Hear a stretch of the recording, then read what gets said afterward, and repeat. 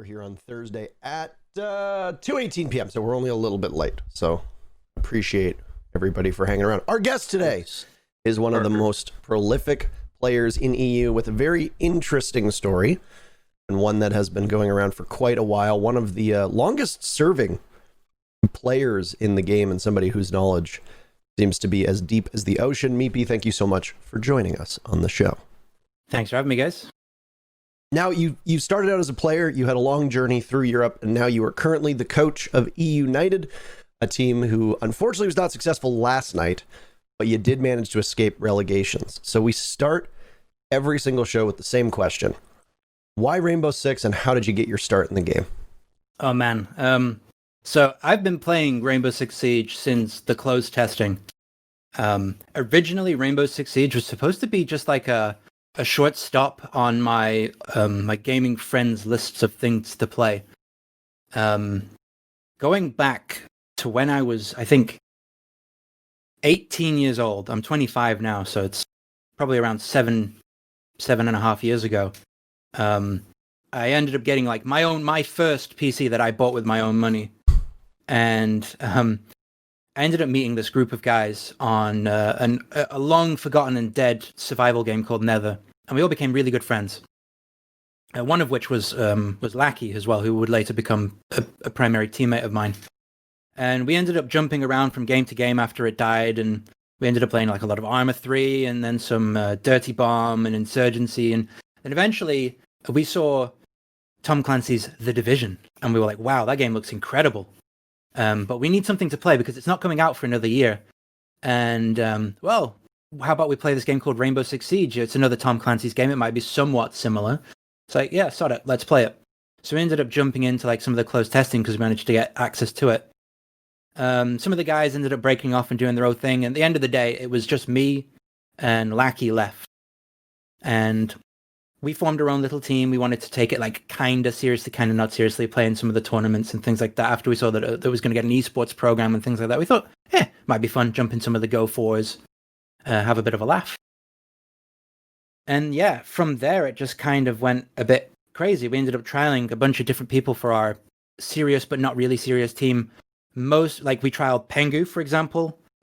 He actually went off to join Penta later on. We trialed Aiga, who then later went off to form what would become Penta. And it was crazy. It was this weird little journey we would play. We were called Momentum, and we would play in the Go 4s and things like that. And I actually do have some old VODs on my Twitch of the Momentum tournaments that we did in ESL a long time ago. And then Penta formed, and Aiga was getting his roster going. And Aiga messaged me like, hey, do you want to come join our team? They weren't exactly called Penta then. They hadn't gotten the sponsorship, but I ended up saying no. Because I just wanted to actually sit down and play with my friends and just not take it as seriously. And then Penta went on to actually win the first, I think it was the first ESL tournament. I was like, oh, I've kind of made a bit of a mistake. I probably shouldn't say no next time. Aiga got kicked from that team for reasons. He joined Era Esports, I think they were called, with a bunch of other French players. And then Revan, one of those players, had to step down for personal reasons, and they needed a new player. Now, this is another interesting part, is that they were going to trial one player, but I believe Alems couldn't be there, so they needed a stand-in fill. So on that day, they were there to trial Fabian to join that team. Who? Fabian. No, I never heard of him. Never heard of him, no. Never heard of him. And he actually didn't turn up to the trial. So we ended up getting someone else in, and I filled in just for the sake of it. We played Consul. I forget who it was against. It's a long time ago. Anyway, we ended up losing that scrim. But apparently I did well enough that they actually offered me a position. And they kind of gave a catch to it, saying, yeah, we want to offer you the position. You need to accept within the next 24 hours because next week we have a LAN tournament in France. So I was okay. So I said yes. I was in the middle of a a 1-month training course with BAE Systems, and at the end of it, I had to basically turn down the job offer to do esports, and that's where I am now. That led on to Air Esports, that then became Playing Ducks, and after that, it is an extremely long story. Yeah. Still, it's been one hell of a crazy ride, to say the least. You are somebody that has been talked about in the scene an awful lot for what you bring, and you also did some casting, right? If I remember correctly, for a brief period of time, wasn't it? I've never actually casted anything officially. Right.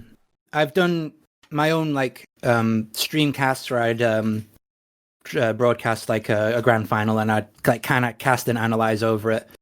I was brought on to one of the UK casts as they bring on a bunch of pro players and they all have a chat about it, like a non-serious match, and I did some casting on there. Right. But that's about it for my casting experiences. Well, I always felt that you would excel in that role, but then again, I also try to keep an eye on pros that I think would do really well on the desk, because we do have a deficit of retired pros coming onto our analyst desk or even live casting. You know, I look at a lot of other esports with shades of envy, you know. Yeah. I have monopolized the X player standard with kicks. I have just taken him and he is mine, and then nobody else gets X pros on our desk. But so I mean, you predate me. A lot of our guests have, obviously, but there's a man who also happens to be in this call who knows you and your teams quite well. Yeah. Well, I'm familiar because I've been around since the start too. But no, I remember you going around through I remember all those teams too, because I've always followed the scene closely. Like even Europe, from the very start. So I knew about all those teams and stuff. I remember when you first joined. Were they still called Era at the time when you joined? Yeah, we joined just for that LAN event, and then we decided to leave.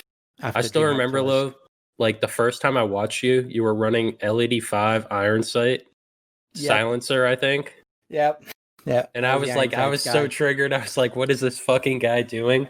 But you were kind of nasty, so I couldn't really question it. I was like, I don't know, man. He's kind of good, but why the fuck is he using this? Just for clarification, by the way, Era, because we've had a problem with team names all being the same. The Era that you're talking about is AERA, not Era Eternity, not the one that North American fans are used to. Yeah, so, it was only for the first season of EU, right? The original roster was Enemy, Revant, Panics, Alems, and I think it was Ricky. Then when Ricky got banned, it was replaced with Undead. That's who it was. It was Undead. Tried to remember. Yeah. It's crazy how many of them are still around, because every now and then when we're looking at guests and we go through, the history of them, and there have been guests that have been around longer than me, because even though I started playing in Red Crow, it is amazing how many people started before that and are still around. Yeah. That's crazy. I mean, you look at other leagues and we've had turnover. You look at Overwatch League, you look at the first couple seasons of League of Legends. I mean, even look at the people who made the transition from CS 1.6 or CS Source over to CSGO, and it's they'll last a year or two and then they're out. The amount of people who are still kicking in Rainbow Six is really impressive, given where we were 5 years ago. So now let's talk about Playing Ducks, because you put together this mixed org that speaks in English, and you do pretty well. And you start to climb to the top of EU, so much so that you make it to the finals of Year 1 Season 3, in which is a match that is still constantly harkened back to as one of the greatest Rainbow Six matches. And both of you were involved in it. I know you can smile, Troy, because you won. But by a fluke. But yeah. But so you basically reluctantly got into Rainbow Six. Did you foresee the success that was going to come with Playing Ducks and you guys climbing to the top? Not at all. When I was growing up, I really wanted to do game design. And then when that kind of fell through, I really wanted to be a professional gamer. And I first tried to be to go pro very stupidly in League of Legends when I was way too young to even like. I'll give this advice to everyone here: if you're under the age of 18, don't even think about going professional in anything. Your studies are way more important. And I tanked my studies trying to be a professional player and completely screwed over my academics. Trying to go pro in League of Legends as a gold 1 player. And if you play League, you'll know that is a very bad average rank. So it is what it is. But when it came to actual Siege, I was in between jobs. I had originally I had worked as keep hitting my mic. Originally I had worked as like an administrator for a security company, and then when that fell through, I worked as a librarian. And when the libraries, like if you're English, you'll know that the library system here, unfortunately, is being shrunk because people aren't using libraries anymore. So people are getting laid off from library jobs. So I got laid off from a library job, and then Siege stepped into my life kind of like at a perfect time. It was just, like I said, just supposed to be a game that me and my friends played on the nights when everyone was done with work or whatever they were doing, and to have fun. But just the natural way that life went, I had one of my friends. He actually went abroad to Austria to be a barman at a skiing resort. So we needed to replace him for our team. I had one friend who went on to do mobile game development. So he was spending all of his time developing, so we needed to replace him. And it just kept on happening that we needed to keep replacing people for our little serious team. And then eventually it kind of became a decent team. I remember some of the early Go 4s that we were playing. We actually played against the OG era roster before I joined them, obviously, and it was on Bank. They beat us, but it was really close. And Alem messaged me afterwards saying, "Hey, that was a really good match." And we knew them. We knew that they were like pros at that time of the game. And that's when it kind of like ticked into my like, hey, we're not that bad. If we keep working on this, we can actually do something with this. And the game has an esports program, and I've kind of wanted to do this for a long time. So I guess I should. And I do regret not accepting the first offer I got to join what would become the original Penta Sports. So much so that I told myself I will not reject the next offer for a professional level team. And the stars align. Iga gets kicked from his Penta roster. He joins a French roster, which at the time people were making jokes at him at his expense for just joining an all French-speaking roster. And then again, the stars align that Fabian doesn't show up to a practice trial, and I need to fill some space. I got here by pure chance. 100% luck. It is mind-boggling to think what would have happened if I had not turned up, if I had not played Siege, if I had not done something specific in my life. A lot of people get here just by being lucky. It's the right place at the right time, right? Yeah. I mean, the same thing happened with me with casting. I was doing it for fun. I was in between jobs as well. I was waiting to go back. I was a server at the time. I was enrolled at university. It was the end of May. I was waiting to start a new job in June when summer started.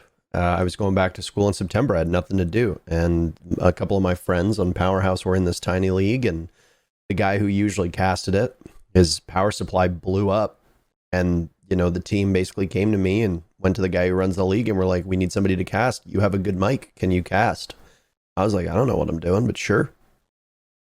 And that was literally it. Now here we are. It's wild. You have a good mic. You have a good mic. You have a good mic. Put them in. That's all that matters. That's how low. That is how low the barrier was. Though. I mean, you know what the state of our casting was back in. Yeah. Back in May 2017.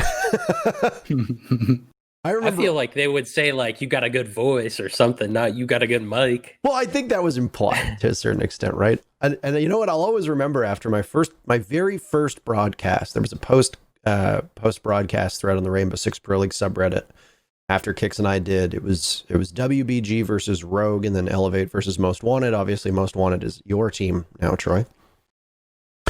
And I remember meepeY, you commented on the Reddit thread saying like that's the best the casting has ever been, or something like that. Or last night's casting was the best casting I've heard from like the Rainbow Six esports program. And I was like, damn. I was like, I gotta live up to this.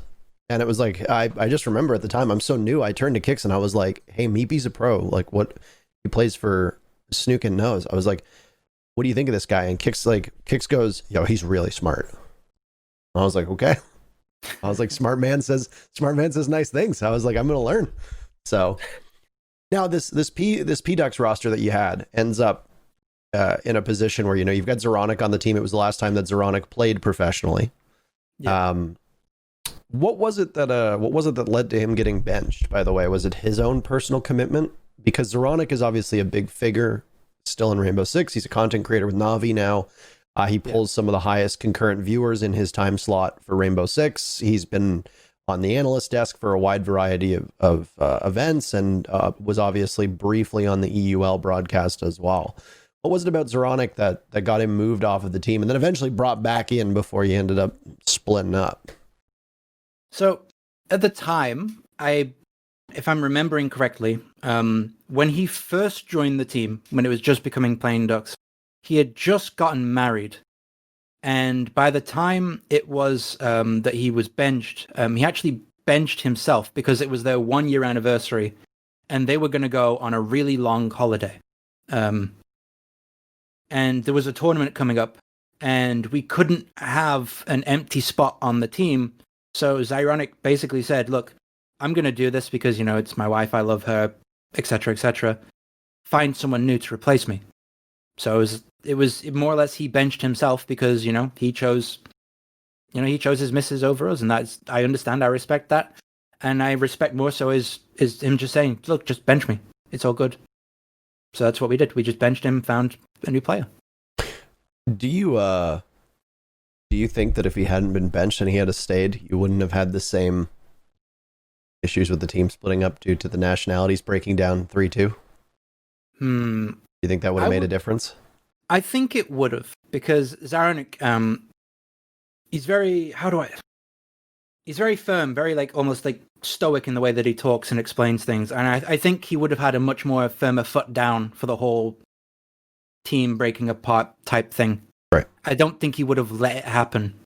I think he would have fought for it really, really hard. I mean, behind the scenes, don't get me wrong, we fought for it pretty hard.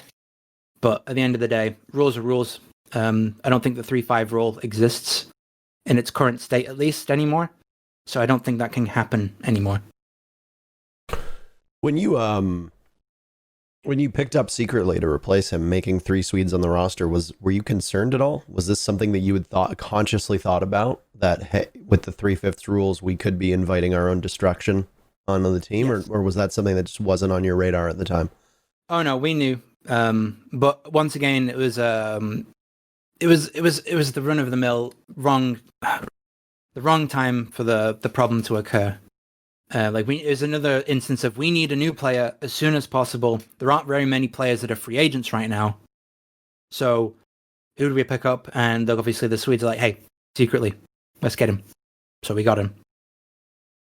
The team wasn't too bad. I mean, and then you all split apart. You go to Snook and Nose, and then there's that schism that happens. And, I think this is actually kind of funny timing, because the lineage of that Snook and Nose team extends all the way to the now relegated Chaos.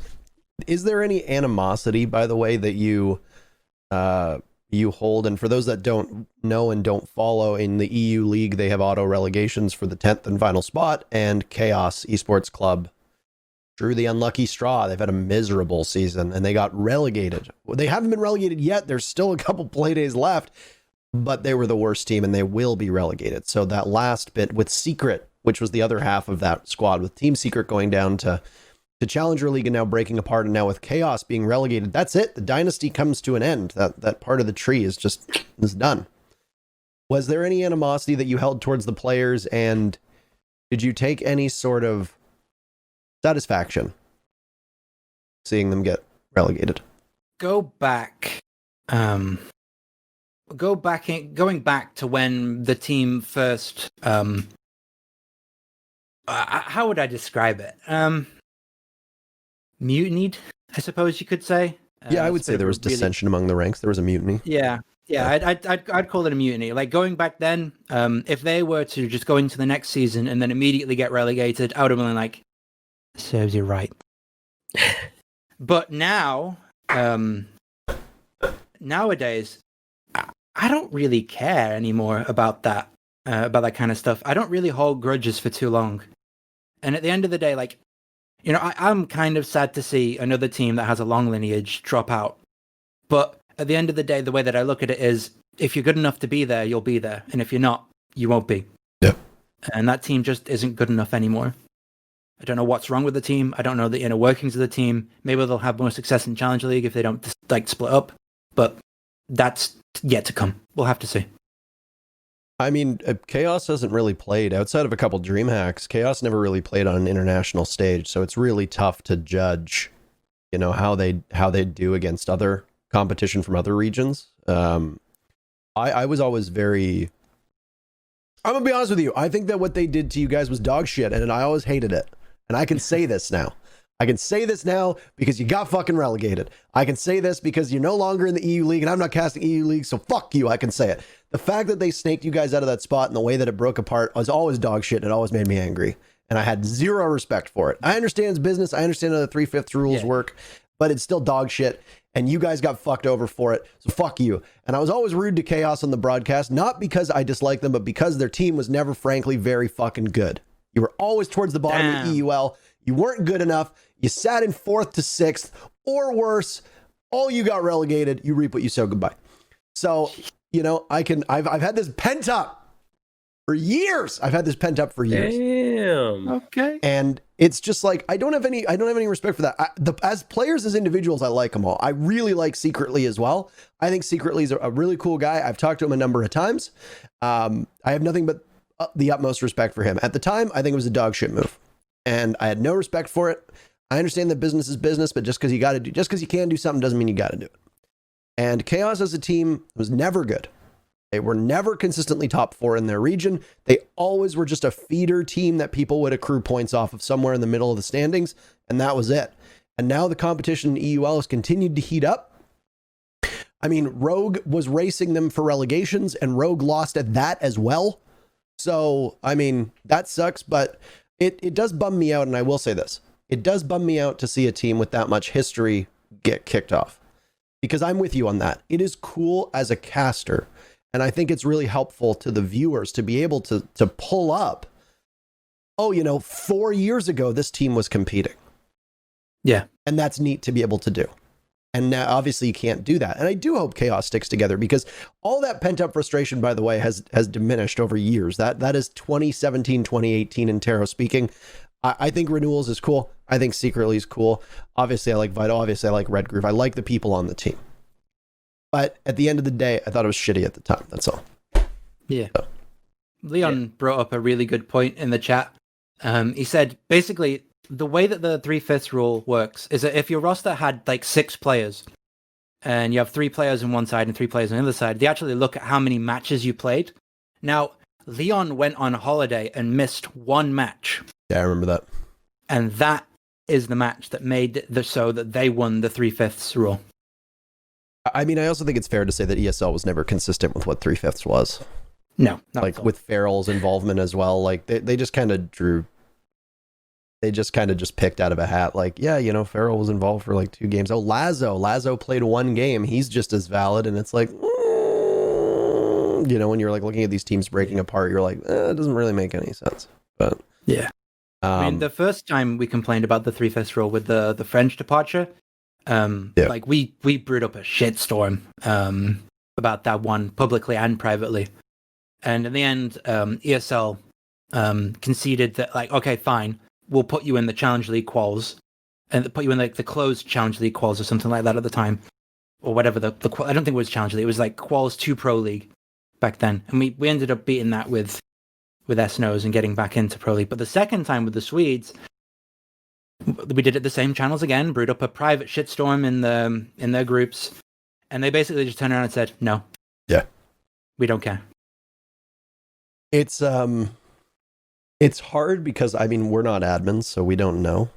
But it's like, I look at some of these rulings and I'm like, these don't make any sense. That's usually how I feel about them. Yeah. I just get confused. Yeah, like, I mean, I'm a big fan of precedent. If you're going to make a decision, even if it's a shitty decision, follow it to its logical conclusion. Like, you can't just arbitrarily make a call and then just start changing that every other time, right? Like, if you give a team 5 minutes to show up and they don't show up, you can't go giving teams more than 5 minutes after that. I don't care I don't care if their grandmother's car's stuck in the snow in rural Michigan and you got to go tow her out. Like, I'm sorry, like, that precedent's already been set. You can't fuck over other teams. And I mean, it's something that I don't envy TOs. I mean, Face It just had to deal with this, with the shitstorm that ensued from the Vitality Empire game on Monday, was it? Yeah. So it's like, exactly. make a decision and stick to it. Like, I hate that. And I mean, the other problem too is that, and I can tell you this from experience, because the guy doesn't work there anymore, so I don't really give a shit about saying this either. I'm fired up today. There was when we were doing US nationals, actually, I don't think any of the people who made this decision work at Ubisoft anymore, so hope I don't get in trouble. Anyway, when we were doing the US nationals, Rogue was playing some shit fucking tier 4 team. I can't remember who it was. And the kids were sitting at the rehearsal desk. I think it was Kix and I are sitting at the rehearsal desk, and ESL is sitting in the background.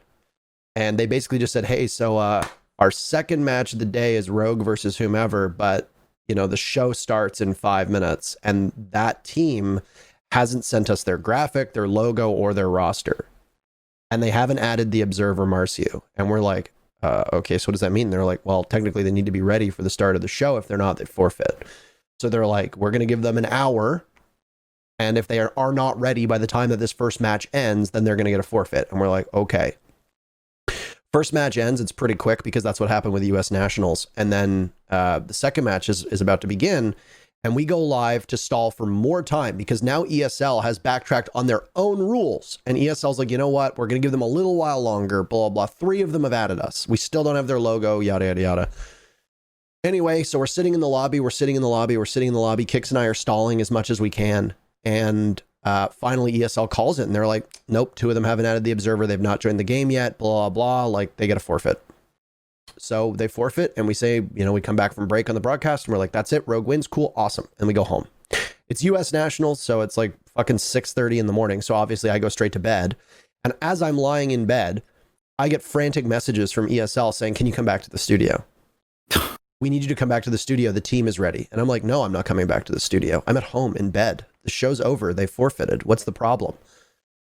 Turns out that apparently somebody at Ubisoft decided to make a call that after those kids that got forfeited went on to Twitter and started making a racket like, we were ready, it's ESL's fault, fuck ESL, they didn't invite us, blah, blah, blah. And Ubisoft was like, let them play.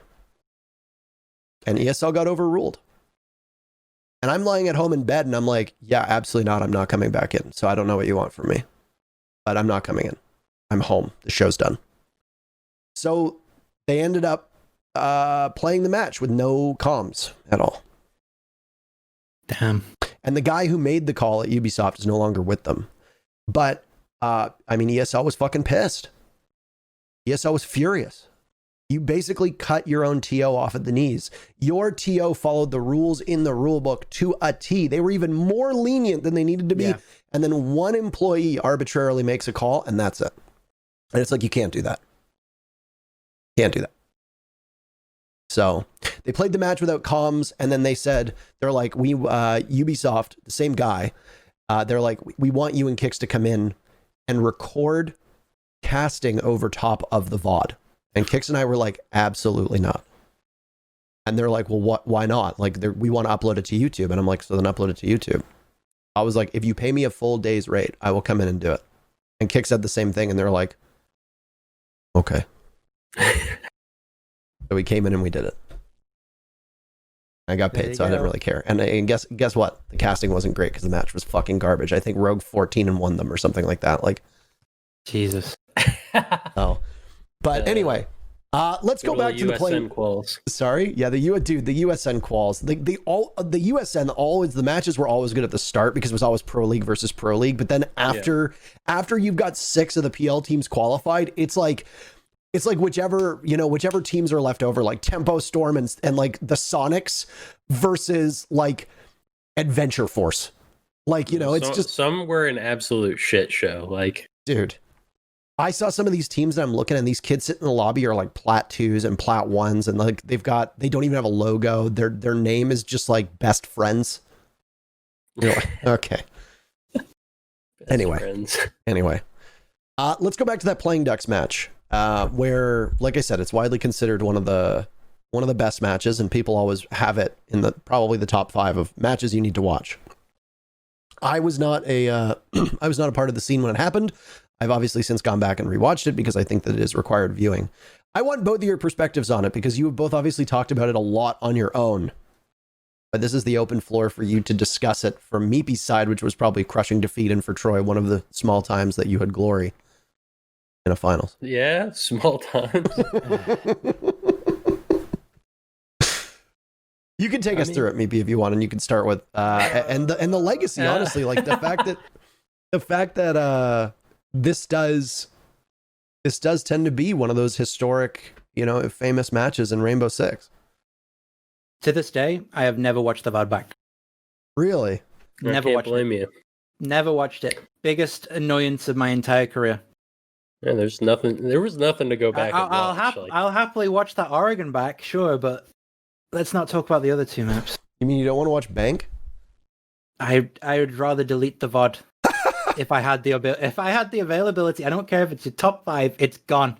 Delete from internet, please. Yeah, I don't think the clubhouse was too bad. Like, I think that was just like a regular map, but the Bank, like, I mean, I'll even say they should have won Bank. Like, they should have won Bank. You're just like the cheeky robber baron, just sitting there giggling as you got away with it in that match. I mean, imagine this, right? You're on stage. You're on the biggest stage so far of the game, right? Mm-hmm.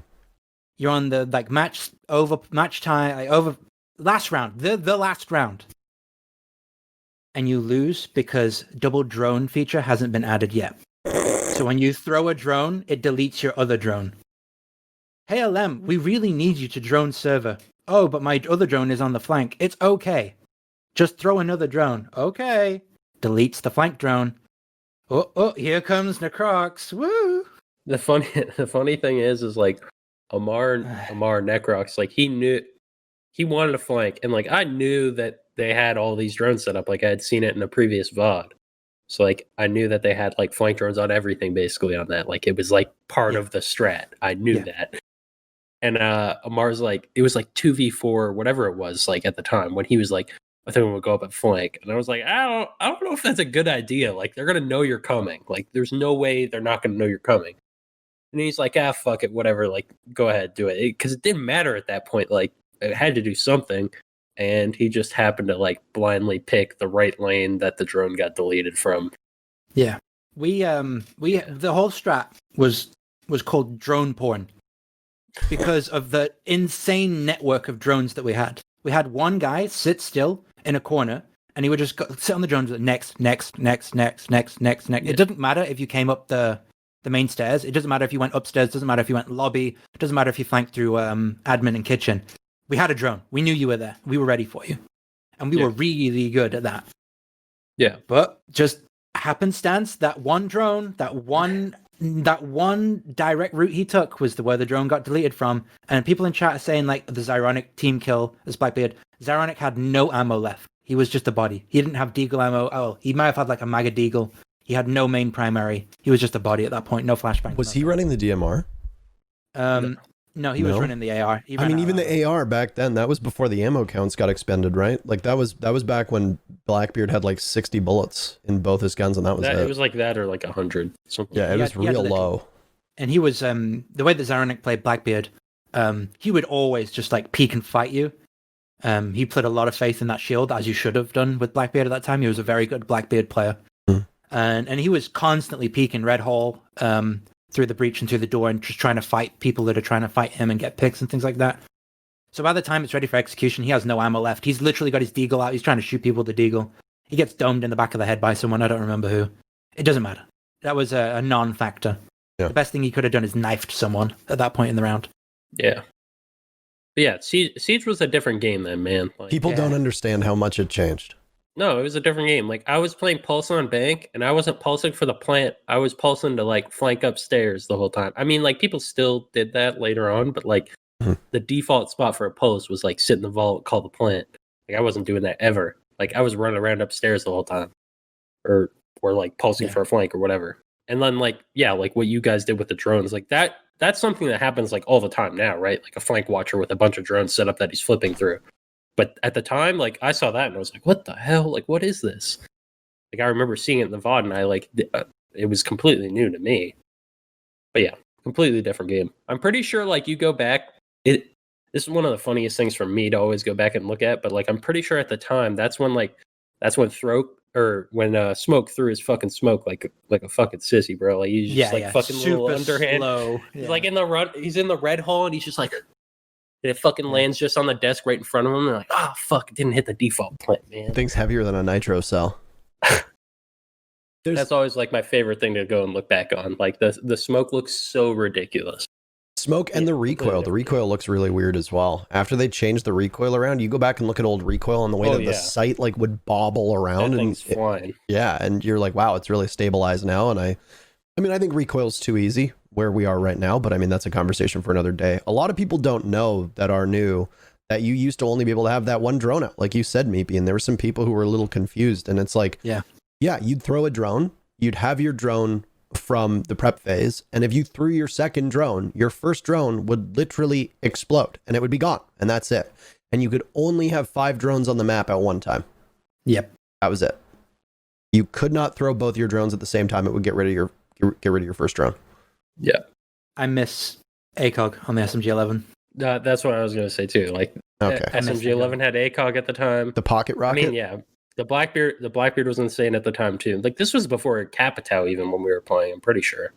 P-Dux would have been because Capitao, and it would have been because Capitao would have been the fall, and then Red Crow was the winter. And you played in the summer? Maybe just yeah, I think we had Cap at that He might have just come out. It was it's so long ago, I don't remember. But yeah, that was like 800 HP Blackbeard. Like, his gun did like 50 plus damage per bullet. Yeah, it was fun, eh? All right, I'm pulling it up right now. It was he was a thing. Yeah, it was November, so it was right before Red Crow. So basically, you played, and then Red Crow came out at the event, like was the season reveal. Yes, and then Echo and Hibana came out right after you guys played. And then there was SI, and then after that was Velvet Shell. That's when Rook was like still a must pick. Like, like what a time. Like, Rook was a staple in your lineup. Like, you're like, yeah, we got to have a Rook on this side. So for the people that aren't in the chat that go back this far, because obviously this match was played November 2016, which is insane that it was almost 4 years ago. Insane. Continuum versus Playing Ducks was a very exciting matchup, and you all should go back and rewatch it. It was definitely exciting. Yeah, I know that obviously meepeY is a bit biased. I think for good reason. But I've been there too, man. Like, I can't lie, like 2018 Invitational, that was an exciting match, man. Exciting. That's the greatest match that I think we've ever had. Yeah. It is what it is. Feels bad, man. How great would it have been if you had won, Troy? 2018 Invitational? That would have been pretty fucking cool.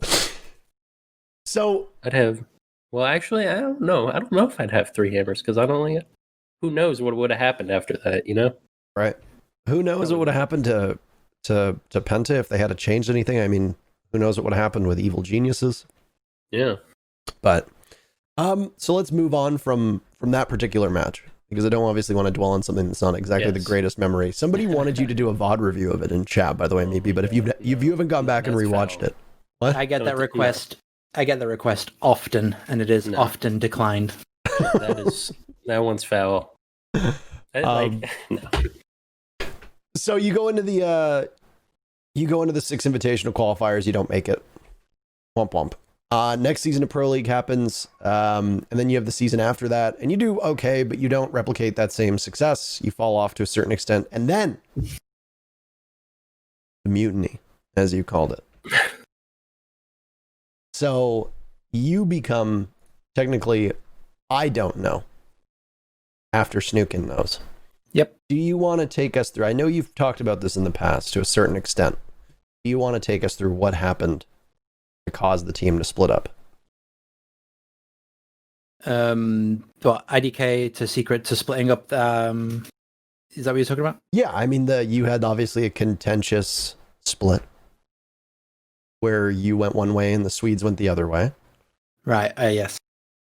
So the background behind all of this is that we felt when we became I don't know from Snookin Knows, we removed Snookin from the roster because it felt like he wasn't really putting all of his time and effort into like improving, and he wasn't doing the best. So it made sense. The team agreed. Yeah, sure. We'll just get a new guy in. We'll bring in Leon and see how that goes. And at the end of it all, it was very clear that the Swedes wanted to get to an event. It was very, very clear, very, very simple. Like Renewals basically said, like, look, if at any point we don't get to an event at the end of this season, if we don't make it to the finals, I'm going to quit. So I was like, okay, bit more pressure, sure, but fine. We miss out on it by like a match, I think. I think we miss out by like a couple of points or some shit like that. I don't remember exactly. And I remember very vividly, at the very end of the match, just as you lose the match, and then the score pops up, Renewal says, all right, guys, I quit the team. It's been fun. GG's. Gone. And I'm like, damn, okay. Well, it looks like we're going to have to find a new guy. Then about a week later, secretly says, look, guys, I'm going to go. I'm going to leave the team. I'm going to look for something else. I might take a break. I don't know. I'm like, fair enough. I guess we'll just have to find some new players. Try and replace everyone, get the team going before the next season starts. And then the three Swedes form their own roster. They message ESL. And ESL's like, yep, you got 3 out of 5. All is good. And then I message ESL like, we have 3 out of 5. And they were like, we'll have to see. And there's some like more drama like beneath the whole surface about, I won't take the team if these are I'll only take the team, they'll only take the spot with the 3 out of 5 rule if I can get these certain players on my team, which they never ended up getting, but they took it anyway. It's a lot of it is old drama, it's old hashed drama, and it's really irrelevant these days. Sure, it's still a pain in the ass that they went back on the word, but at the end of the day, business is business, and I can understand, like, hey, we want to play in Pro League, they want to play in Pro League. They'll do whatever they can, we'll do whatever we can. That's just how it goes. It is business as usual, unfortunately. It's a rough world, but the strange irony of it all is that IDK/Secret went to tons of LAN events, had mixed placings at the very high and the very lows, and overall had a more successful record in its time period than their roster on Chaos and what it was before. I don't really hold that against them. I don't really talk about it that much, but if you do look at the nitty-gritty of it, that is how it went down. I do believe that even though I got screwed over again, I got the better result out of it all, even if it was a little bit more drama and hardships. So it is what it is. Yeah, I was going to say, when you look at it, I mean, you ultimately got the last laugh. Lems is now on BDS. He's thriving. Leon Gids is on Rogue, and Rogue didn't get relegated. And now you're coaching eUnited. Lackey's obviously not with the scene anymore. Stizzy's not with the scene anymore, or at least not actively at the top. And, you look at Secret, and I mean, you finished 4th at the Raleigh Major. You put in a good run at a number of events. You were always competitive. You won DreamHack Valencia.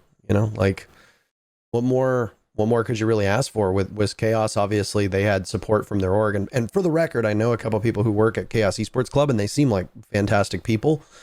But at the end of the day, if I'm a company, how much money am I sinking into a roster that's going to show up and then finish in probably lower than 8th? Right? You can only keep giving so much experience to a team before you realize that it's just like it's a poor investment. And I was always kind of puzzled with that roster, and this is me setting aside my feelings of them snaking the spot, because I remember at the time the drama that embroiled a big part of the EU was that they said they weren't going to take the spot. They were going to try to put a roster together. They were going to try to compete and climb it up. And then next thing you know, they're like, actually, you know what? Yoink. So, setting those feelings aside, I always wondered why that team struggled so much, because they had really good tools, and it's kind of like Vitality right now. That Vitality roster should be significantly better than they are. Same with Rogue, honestly. Rogue should be better than they are right now. This split, whatever you want to call it. And I always wondered why Chaos just couldn't put it together. And then we'd start a season and Chaos would have like 2 really good matches, and you're like, this is going to be their stage. And then no, it wasn't. And then they'd fall back to earth. So, but you go on to IDK, you pick up Stizzy and Lems. Stizzy, whose name I always mispronounce, by the way. Steezy. I mean, still to this day, I have no idea how to pronounce it. The French pronunciation is Stiz, but we just call him Stizzy because we're English. Yeah. And we don't do French pronunciations. Yeah. He didn't mind. He didn't care.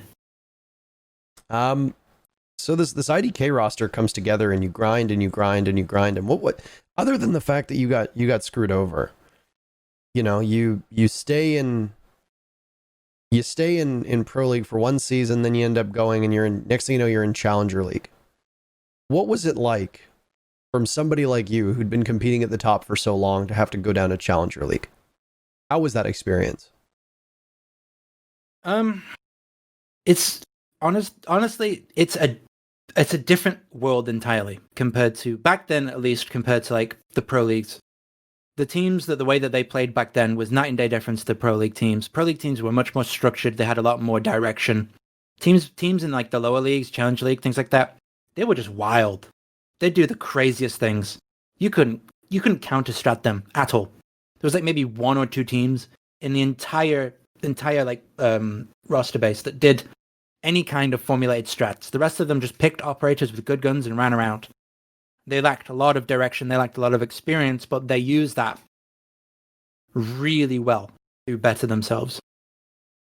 Nowadays, the Challenger League teams are like, well, in the previous iterations of Challenger League at least, have been extremely good. I think this season of Challenger League, at least in Europe, is very top-heavy. But back then, it was not easy. Some of those matches, like, we really had to work our way back. I envy any team that gets relegated, to be frank. These days, it probably is a little bit easier for them. Teams now have really cottoned on how to get strategic, how to make the most out of it. Most Challenger League teams these days have coaches, analysts, in a way that makes people predictable. It makes people readable. It makes prep easier. Back then, it was just the Wild West. Who, if you had a bad fragging day, then you're going to lose, because they have a team of 5 top-level diamond players that are all Ash Jaeger mains that can play every other role anyway. Good luck, have fun. Yeah. When you say EUCL is top-heavy, sorry, Troy, I don't mean to interrupt here. When you say EUCL is top-heavy, I haven't really kept my finger on the pulse, because EU, obviously, their Challenger League is now structured around the national leagues. Yes. You think that's hindering the quality because teams have to slot into certain regions, and that, let's say, you know, the best Polish team from Challenger League would actually be like the 14th best Challenger League team if it was a totally open system? Yeah, I'd pretty much agree. Not necessarily with like the analogy of Polish, but I like to look at like the French league. I think it was the 4th team or the 5th team got the Challenger League spot because it was filled with existing Challenger League or Pro League teams. I really am against professional teams playing in national leagues, especially if there's a spot on the line for a lower league than Pro League. I agree. I don't think they have any place. They don't have any place being in there. I absolutely agree with that. It just hinders the competition. And now you look at European Challenge League, it is dramatically top heavy, where the top 4 teams are just demolishing everyone else. This was something that we talked about in CCS, actually, because CCS used to be seen as, when CCS first started, I think the goal was to try to challenge Challenger League for relevancy in North America. And I mean, you had the team that is now Space Station playing in it, and you had the team at the time which would end up becoming World's Best Gaming in Pro League as well. So you had basically 2 Pro League caliber teams competing in this league that was also filled with a bunch of young gunners and kids that were under the age of 18 because there was no legal requirement for kids in CCS. And it's just like, well, what's your focus? Because you've got these 2 Pro League teams that are just literally crushing every team they come up against. You know, we're talking 5-0s, 5-0s, 5-0s. And it's just like, why are they there? You want them because they bring interest and they bring visibility, because you've got a bunch of T4 teams, you're going to be getting, 60 viewers. But next thing you know, you've got 2 guys from Flipside ringing on, Bittersweet, and now you've got 200 viewers. Well, cool. But at the end of the day, it destroys the level of competition. And I see the same thing. It's like I'm looking at the German league and I see like G2 competing. And I'm thinking to myself, like, why the fuck are you giving a spot to G2? They don't need to compete in your national league. Right? Like, what was it? Team Secret won the Nordic League or something like that. And it's like, well, like, cool, but who are they playing against? Right? Yeah. Yeah, I'm not a fan of that. Yeah, that makes sense. I haven't been involved in it that much, so I haven't really thought or like watched the national leagues too much, but yeah, that kind of makes sense. It kind of just throws off the whole dynamic. It's puzzling to me. And I mean, we've got issues now with NACL, and I will say this, I don't like the way that we structure our North American Challenger League one bit. No. I no shade to the people competing, but I think that if you look at all the teams that are in NACL and you don't think that The Last Dance was the best team, then you are a lunatic. And now they're basically gone, and they now have to wait a year to do anything. Yeah, they like I wouldn't. I think they're the best team in Challenger League, but like either way, like even if you don't want to say like they're the clear-cut best team, just the fact like they played the first split, they got first in that first split or whatever it was. I don't know, the first season of Challenger League. I don't know what they're called. Yeah, but they played that, got first in it, and it's literally irrelevant. And then they play one match in the second split and they lose it. Yep, also against a good team. Like, it wasn't like they lost it against a bad team. They lost against Ape, and then they're out. That's it. Yeah. They're done for a year. Like, I don't know. That's kind of ridiculous. Who are in the finals now? It's Rent Free versus is it Beast Coast? It's Rent Free Beast Coast, yeah. And then one of them will play Tempo Storm. And I mean, if I'm Tempo, I'm worried, but I still think that Tempo is better than both those teams. So we'll see. Yeah, I mean, it just depends how Tempo shows up. Tempo's just like inconsistent with how they show up. Yeah, I feel. And I hate to point the finger at my best friend, Jarvis, but they need a big game out of him if they want to be competitive. The stats came out today. I think he has the worst rating of anybody who's played more than 2 or 3 games in the NA League. So, I mean, you're gonna need a big game out of him. You can't have creators or Dream have to carry the whole match, which is what I find happens often from Tempo. And we can get into Tempo because obviously meepeY, now that you are coaching an NA team, you are going to have some thoughts on that. But let's go back to Secret here. So obviously you go through allegations. You beat Oplon. Cool. I believe they were called Oplon. Yeah, they were. And then you have a pretty good run. I mean, hey, you go through the qualifiers, you go to DreamHack Valencia, you win. You go to the Paris Major, you finish top 4. You get picked up by Team Secret at this point. Now, the Team Secret conversation that was going around, were you in contact with them prior to your DreamHack Valencia win, or do you think it was the win in Valencia that got you on their radar? It's funny you say that. So I was at the airport in Valencia. I was sat at my gate on the floor, and I'm scrolling through Twitter, and boop, you have a DM. I'll open it up, and hey, there's Cyborg Matt. Hey guys, do you need an organization? It's like, oh, yes, we do. So yes, it was from the victory. They were watching, apparently. They saw us play. They were really pleased with the way that we performed. They gave us the best, well, technically the best deal out of all the teams that were gunning for us. The best deal we got from was from like a Call of Duty org that went under like 2 months later. Are you willing to spill? I do not remember the name. All I remember is that they were a Call of Duty org and they were offering a lot of money, but it looked too good to be true. Well, they went under, so And it probably was. Yeah, it sounds like it was. Exactly, yeah. So we did all our research on all the teams, and we saw that like Team Secret was like a huge Dota presence, one of the best Dota 2 teams in the world. Probably, I think, still is one of the best teams. Yeah, their Team Secret right now would be hands down the favorite to win TI were it happening. Yeah. Yeah. And we're like, damn, okay. So they offered us, as far as like rates go, they offered us like a semi-competitive rate given like the current salaries at the time. But it was more like the structure, the stability, the guarantee of a paycheck. No shady business, just straight edge. This is what happens. This is what we expect of you. This is what you get from us. Signed on the dotted line. And then I think it was like a month later off to Paris. So they come in and obviously they pick you up. I remember Secret getting leaked. Yes, I remember that too. Honest to God, whoever made that graphic at ESL needs their wrist slapped for what they did. How you put the Secret logo on the graphic in the bottom corner? I mean, yeah, it's a bit ridiculous. Oops, my bad. No, it's okay. I don't know if Ice Cold is still in here. People are saying that it was Denial Esports that apparently reached out to you, the Call of Duty org. I don't remember, honestly. I mean, Denial Esports were... Anyway, there are shitty orgs I like to dunk on. Well, they're easier to dunk on. They're easier to dunk on than a Fisher Price net. Let's put it that way. So, it was Ghost Gaming. Ghost Gaming is still around, though. It wasn't Ghost. Ghost was another offer we got, but it was a lower offer than what Secret gave us. There was like it was another COD org, Helby, if I remember correctly. Ghost was in the running for us, though. I remember Ghost had reached out to me to pick up another EU team that wasn't you guys, and then I gave them a bunch of information on a bunch of different orgs, and then I later followed up with the team, and the team was like, yeah, they offered us garbage money.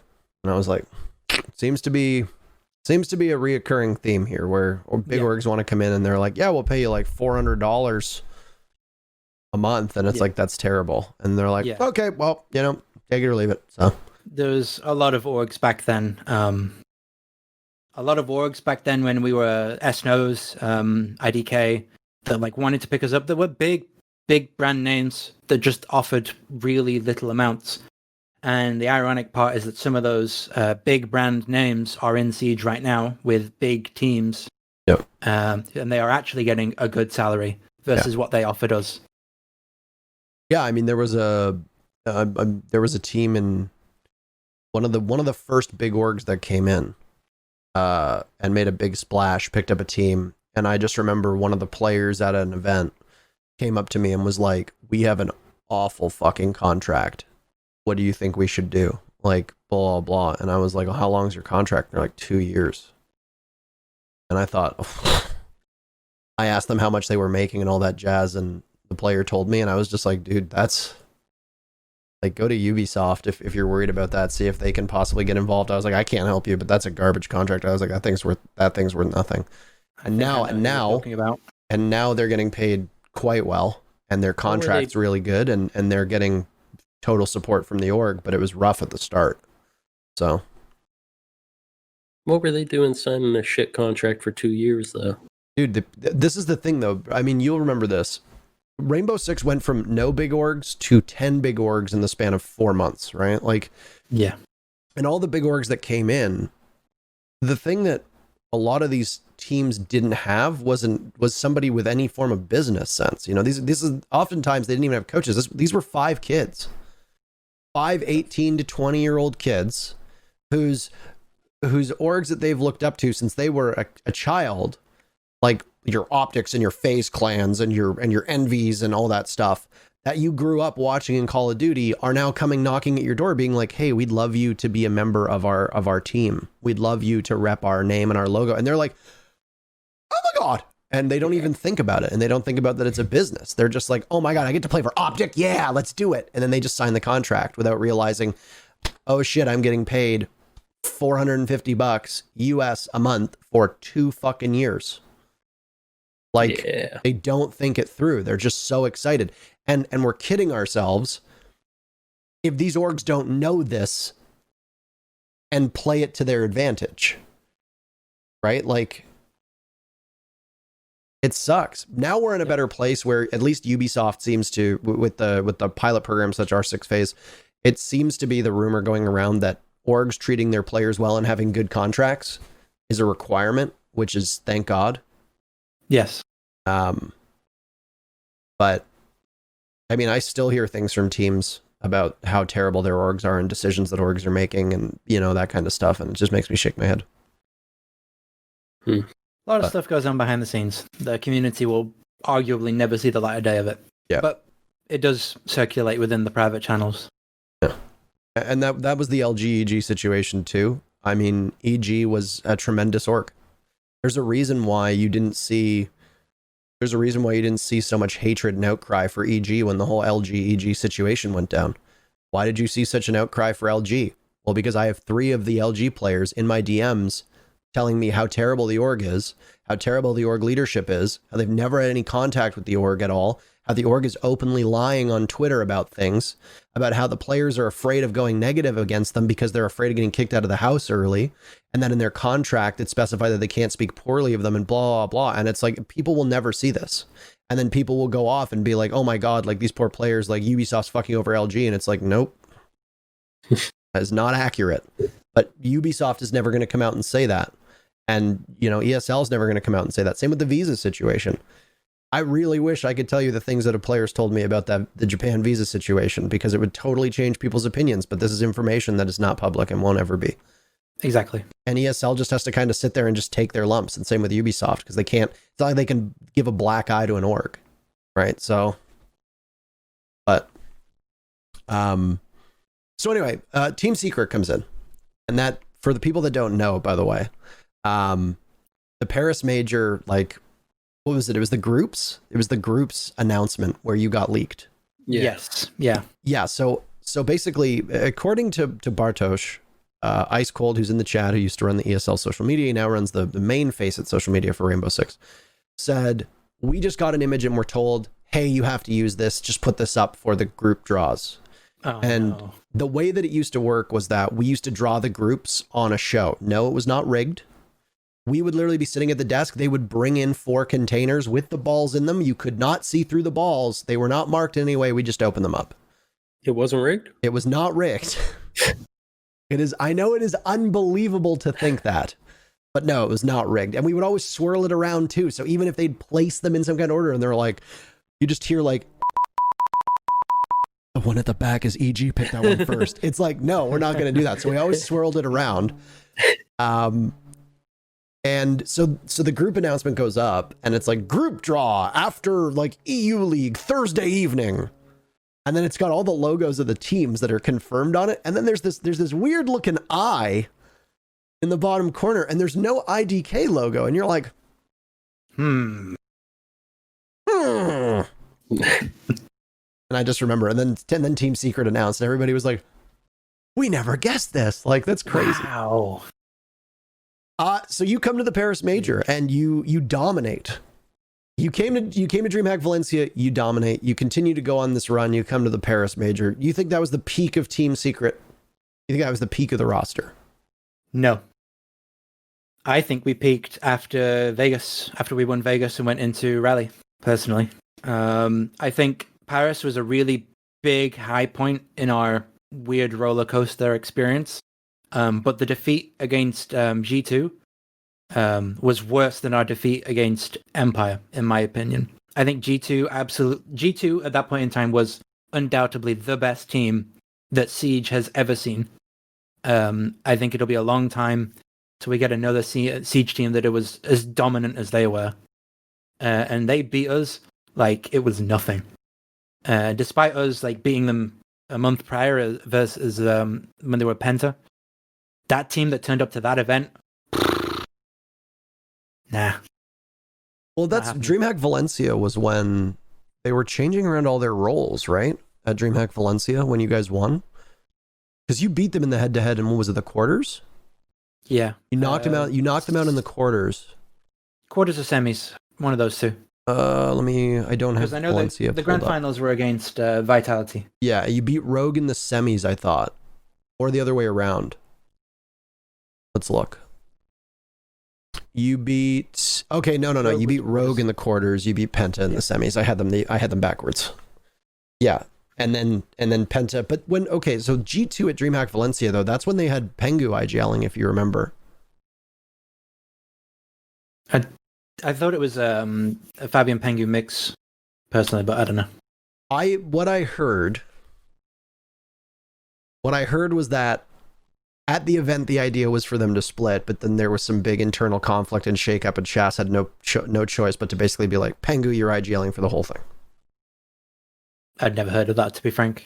That's what I was told. I could be wrong, but I knew that there was some like kind of an internal turmoil between the team. But I like, no offense to them, I always took that as like, we didn't lose because we were bad. We lost because we were having an argument. right. I always took it as like an excuse in my mind because yeah, you just lost to us. Okay, sure. Yeah, and I mean we do hear that a lot. I mean, If that's the case, then fair enough. Yeah, and I mean Penta loves to use it towards Liquid as well. I mean, Penta has a laundry list of excuses as to how they lost to Liquid in Atlantic City. You know, the big one obviously being, oh well, they just abused Lion and Ying. Which sure, maybe they did, but I mean Penta could have as well. But then they also picked up Kanto with basically 2 weeks experience to fit onto that roster. I mean, I don't know, but so you win DreamHack Valencia, you come to the Paris Major. Boy, do you ever cut it close. You come to the Paris Major and you do really, really well. Then you're in Pro League, and then it's season 8. Was it? Yeah, season 8. You remember season 8? Do you remember how many points you finished with in season 8? No, I actually don't. You remember where you finished in season 8? I'm going to be honest with you. A lot of that I've completely forgotten about. I don't really go back and reminisce, to be frank. So you're going to have to tell me. That was where you missed out on the finals by a single point when you drew against Market. Yeah, yes, I remember that match. And then on the very final week, in the most poetic fashion possible, you played Chaos. But Market had already beat Millennium ahead of that, so that could have been such a good storyline. If Market lost and then you have to play Chaos and the winner of that goes to LAN. If you beat Chaos, you go to LAN, and then you stab them in the hearts, and then you get your revenge, and you go to LAN, and it didn't end up happening because Market blew it, and then they went to Brazil instead. Helby just said in chat that there was the invitational point too. Yep. Because the top 2 teams. Oh. Yep. No, that was why you got to do that this was when Corey was crouch spamming, right? Yep. Yep. CCCC Corey. Corey, yeah. Yeah, good time. Yeah. Wait, did he play Blitz in EU at the time, or was it only at that LAN in Brazil? I don't recall. Because I remember he was doing the crouch spam, and he started doing it with Blitz, but I don't remember if he did that in EU or if he I thought he played Ashe and IQ. He did, but I swear he did it with Blitz too. I think that came later. Yeah. Like the ridiculous blitz mechanics of the crouch QE spam. Yeah. Dude. Somebody shared a video of that on Twitter the other day, and it's just fucking insane. I forgot how it looked. It's just like he looks like the barbarian from Diablo 2 whirlwinding. Like, you cannot hit him. He's just a shield tornado. You couldn't take it serious. Like, he would run at you, and he'd just be fucking moving all around, and you just like you wouldn't know what the fuck to do. Like, oh. Season 8 in Europe was actually I think one of the most interesting seasons that we ever had. Number one, it was the last time that a majority of players were French. That's when you had Millennium, Vitality, and Supremacy, and then the French players on your team as well. When if I remember correctly, that was the last season that it was majority French, because then ENCE ended up beating Supremacy and coming back in, and then you had some roster change-ups as well that put orgs off of their main language, and you started to see more of a melting pot of Europe. And I mean, if you want to go back and really dive into Europe, there were almost always 3 to 4 French teams every single season. over half of EUL was French when I first started. So that was significant. It was also one of the worst seasons that we ever saw in Supremacy, which, if I remember correctly, only gets trumped by Ents after that, which is kind of sad. That was when Supremacy were literally garbage, and they beat Vitality in the second last match of the season in way too close of a match of the two worst teams. And then that's when you were 1 point off. And G2 didn't like lose a single game until the very end. So when they lost to Penta, and the hint of irony, season 8 was actually fascinating for Europe. And I'm sorry that it brings up bad memories for you, but I thought it was fascinating to talk about. It's always interesting. I think it is. Because there are many people that are going to be watching this that didn't follow Rainbow Six Esports in season 8. Mm-hmm. We're talking 2 years ago. It was fall 2018. That predates. It's actually crazy how long this game's been around, man. Yep. Yeah. I feel like I started playing yesterday. It really does. Like, it's so bizarre to look back and it's so when I was an analyst, I had like something that tracked like operators and stuff, and it goes literally in the order of which operators are added to the game. And I just happened to notice that we had a game with Vigil, but no Maestro at some point. And that just blew my mind that Maestro wasn't released, but Vigil was. But I cannot actually remember that point in time. I remember it. I remember it. The SMG, SMG 12 was the best gun in the game. Yes, bro. And I was just running around and I was fucking playing windows. I was fighting window repels constantly. Vigil. Good times. He also has the C75. Yeah. Yeah. Yes, he does. Really? I've never equipped it. I've only used the SMG 12. Sure.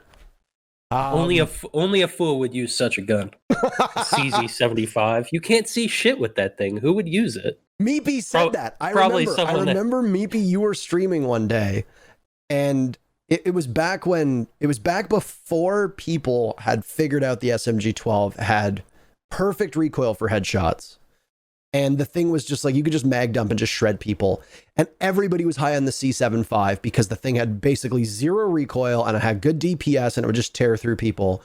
And I remember watching you stream one day and I asked you, and I was like, why are you using the SMG-12? Like, that's so weird. I saw you using it in Pro League as well. And you just go, no fucking way I'm hitting anything with those sights. Yeah, exactly. And then people just figured out that the SMG-12 was amazing, and next thing you know, Vigil and Dokubi's pick rates fucking soar because everybody's just using the SMG-12 to kill everything. Yeah. That's when Dokubi was the main fragger. Like, I remember I was a Dokubi player. I remember we had some scrims versus before there were Dark Zero team names. Can't remember. Flipside, SK. Yeah. We were scrimming SK, and it was like during the Lion meta. And Lion scan goes off. It's coastline. I run in through main lobby, straight into the bathroom, straight into delivery. Lion scan goes off. Everyone on site gets pinged for some reason. I'm just like, SMG-12, free kill. I kill like 4 people on site with just the SMG-12, just running in because of the Lion scan. Like, there was some ridiculous combinations. Like, oh yeah, this game is so weird. I've gone through so many strange metas. Yes. Like the Glaz meta. I kind of miss the Glaz meta, man. I kind of miss it. We were talking about this the other day. I actually kind of missed the Glaz Ying meta as well. It was very easy to watch. I had some fun with Glaz, man. I don't know. Kind of miss it. I hate that. I absolutely hated it. You'd hotbox the entire site, and then Glaz would literally glide through like he was Neo from the Matrix. No one could kill him, but he's going to kill you. Hide in the corner, go prone. You're in the smoke. You're dead. Doesn't matter. Nightmare fuel made coastline a literal nightmare. The main reason why I think Penthouse went out of fashion. Oh my god, yeah. What about Glaz Ying on Clubhouse as well? I mean, it was crazy on like any map. Trying to defend downstairs with Glaz Ying, where it's just like the moment a hatch gets opened, you're fucked. You're just getting 3 Candelas dumped in. A Glaz is dropping because that's when Ying had smokes as well. So Ying had 2 smokes and 3 Candelas. And it's when the Candelas were reversed. So you throw a Candela and it goes off immediately. Yeah. So it's like that you open the kitchen hatch, you smoke default, You smoke back of Arsenal. You throw a Christmas tree disco season fucking worth of candelas in. Glass drops like a sniper, pulls it up, and it's just 3 people are dead. And you're like, the fuck am I supposed to do right now? Like you're somebody's playing behind boxes by dummies, and they're like, throw the C4, throw the C4. That's all you can do.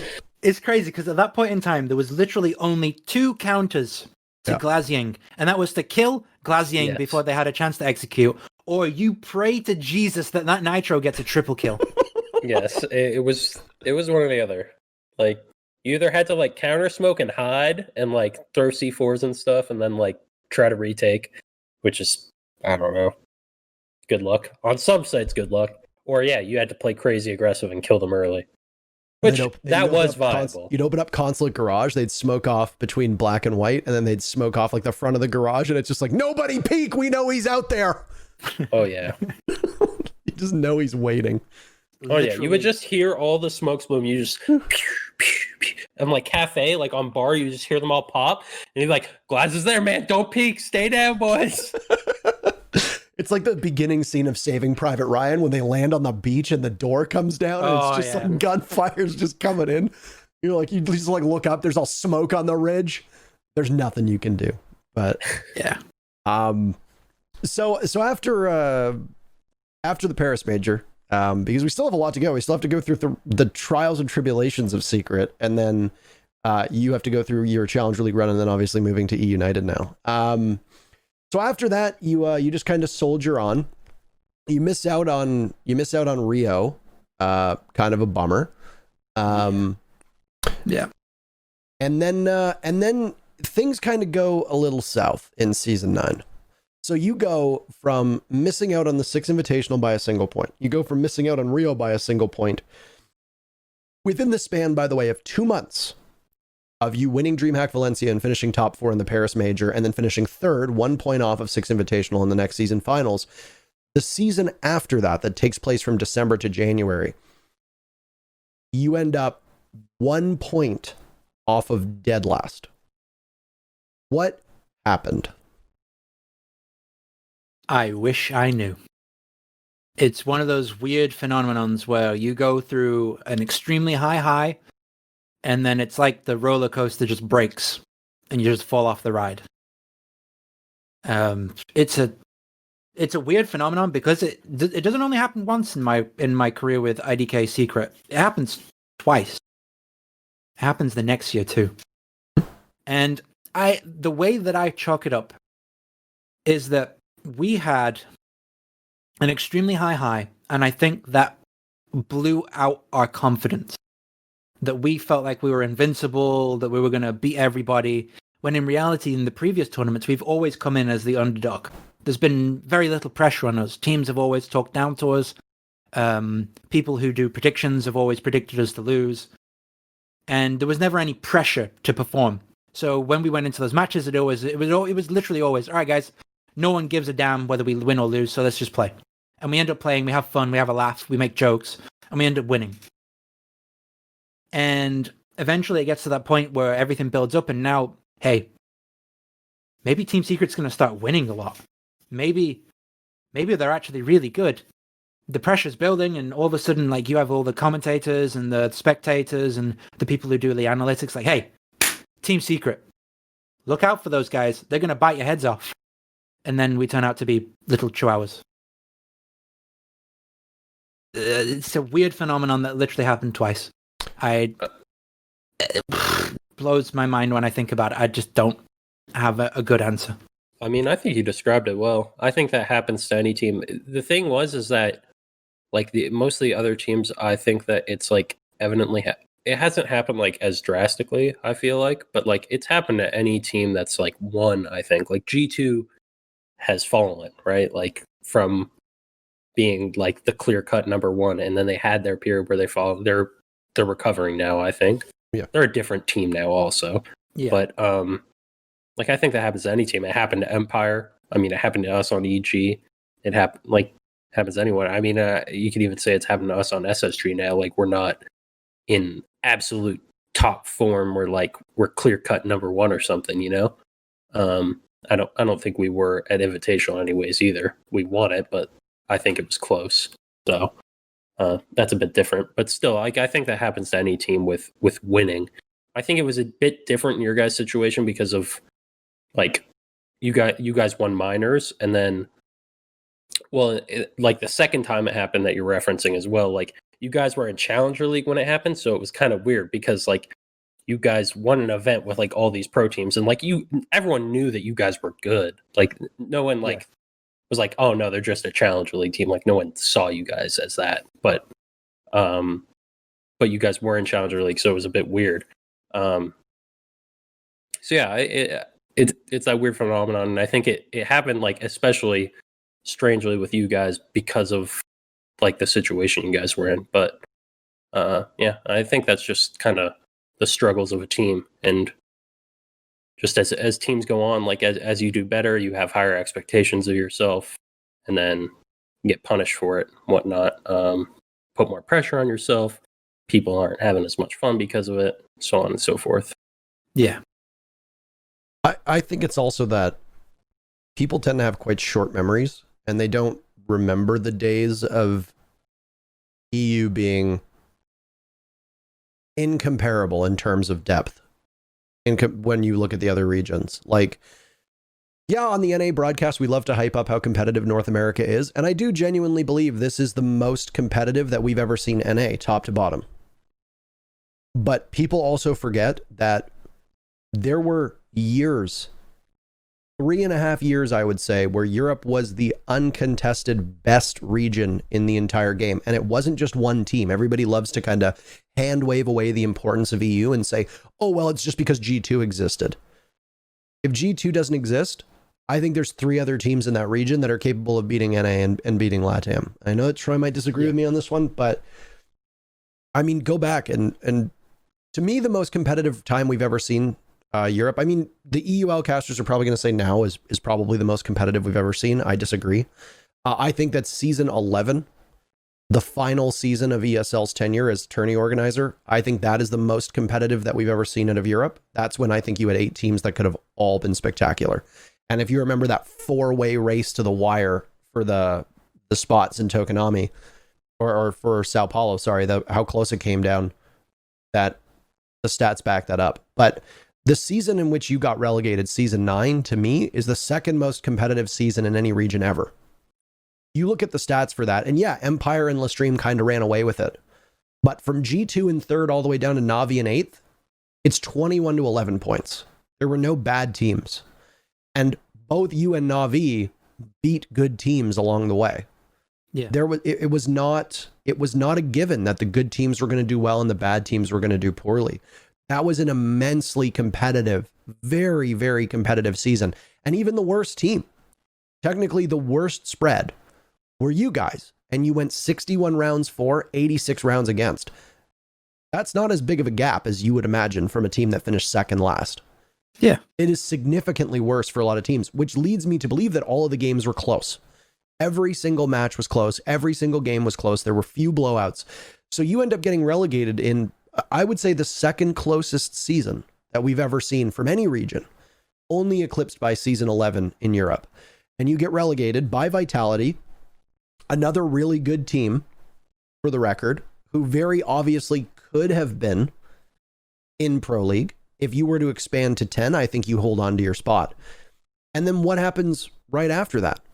You get relegated. Literally a month later, you fly to Las Vegas and you win the Las Vegas minor. And then a month or two after that, 2 months about after that, you fly to Raleigh and you finish in the top 4.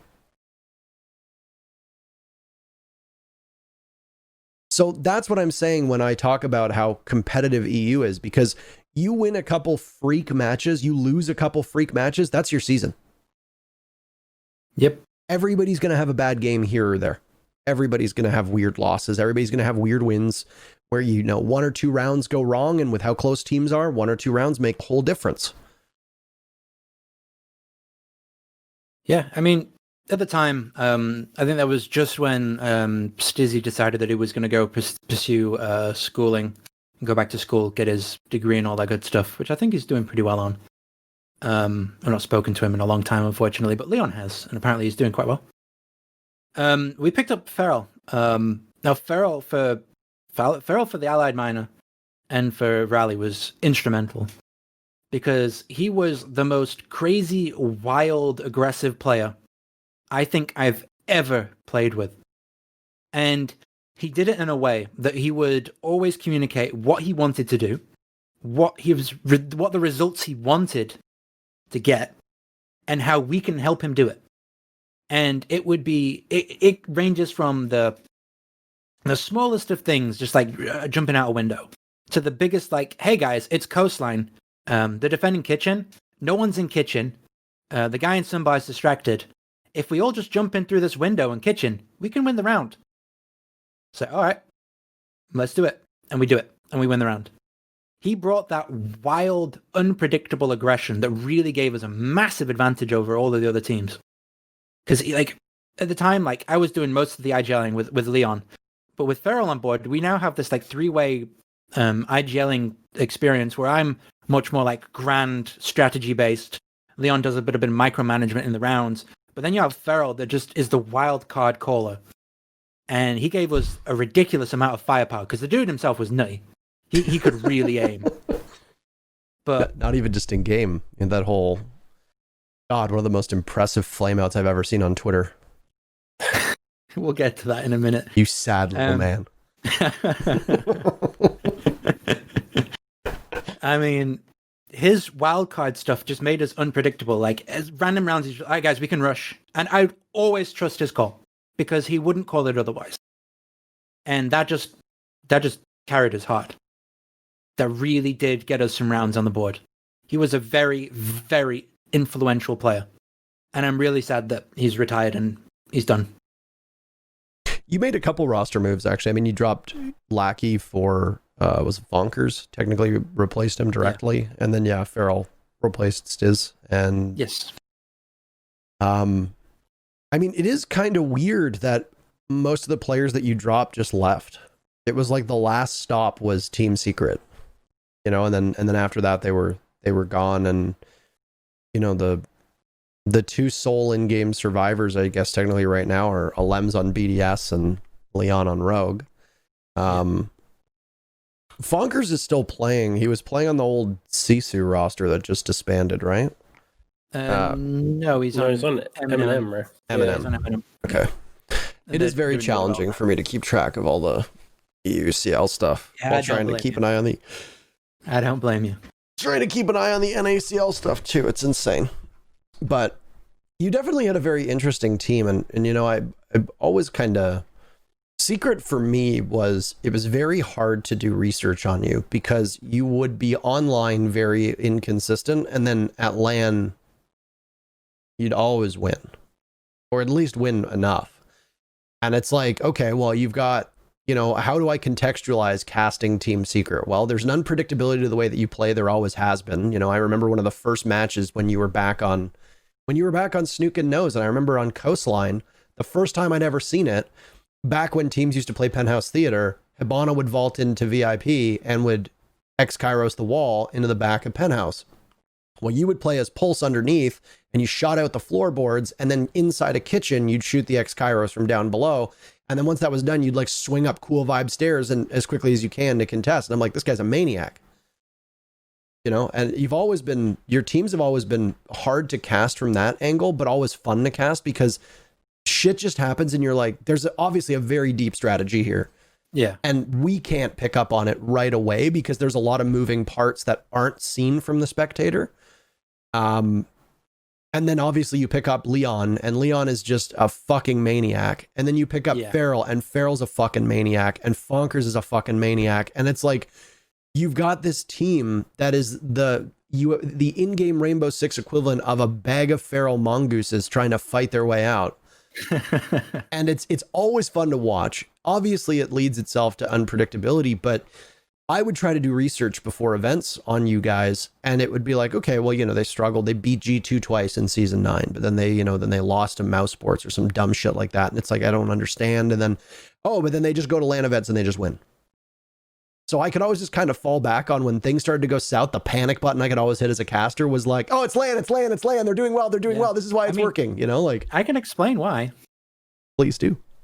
So when you're at home and you're playing an official match, you've got your slippers on, you got your PJs on, you got a nice drink next to you, you're really comfy and cozy, you're playing your Pro League match, nothing's changed, you're at home, you're in your bedroom, you're in your office, you're wherever.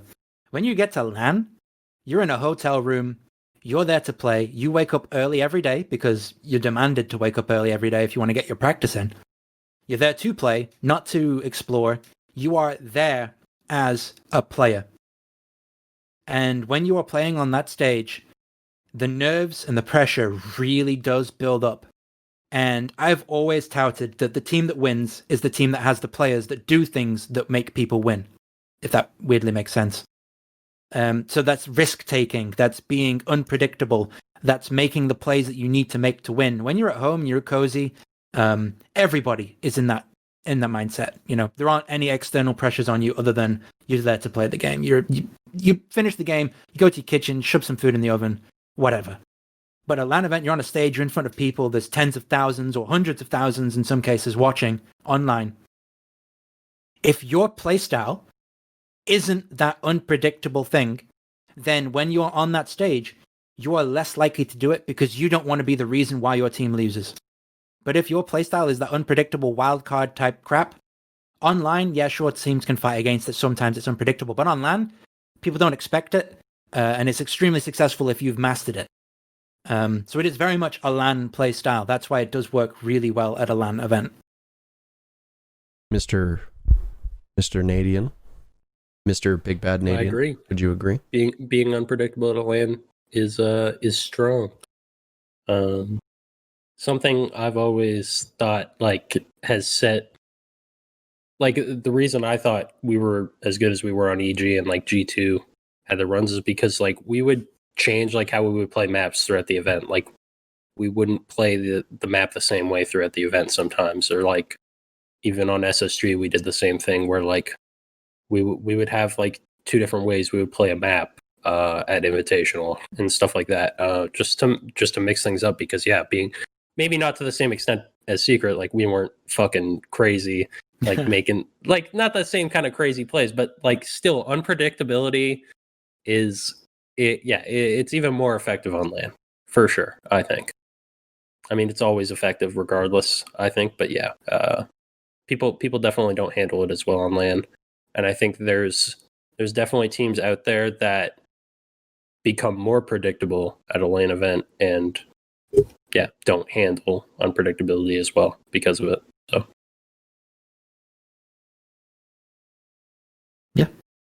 It's pretty spot on.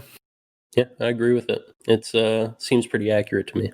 So this was a conscious decision then. I mean, obviously, when you have players on the team that are capable of pulling off the madness that we saw, this was a deliberate decision to play as unpredictable as humanly possible. I think it just plays to your team's strengths. If you have players that are really itching to make plays and you keep shooting them down, eventually they'll just flat out stop making plays. They'll stop communicating that they want to make plays. They'll feel like they won't be able to make plays. They'll feel resentful towards the leadership that they are being constrained. I think if you want a roster that doesn't do that, then you don't pick up players that are like that. It's as simple as. You play to your players' strengths. You play the players' strengths that work well with maps. And that forms the core basis of what your map pool is. Then you start forming strats around those maps, around the players. You make the strats that help the players, not the players that help the strats. And then all of a sudden you have a team that is, as you put it, a bunch of mongooses trying to escape a bag. Speaking of mongooses trying to escape a bag, or in this case, a bin, Leon Gids made a big name for himself when you picked him up onto your team, and I think it's fair to say that you gave him the biggest spotlight of his career and has now gone on to be one of the most touted and most praised players in all of Europe.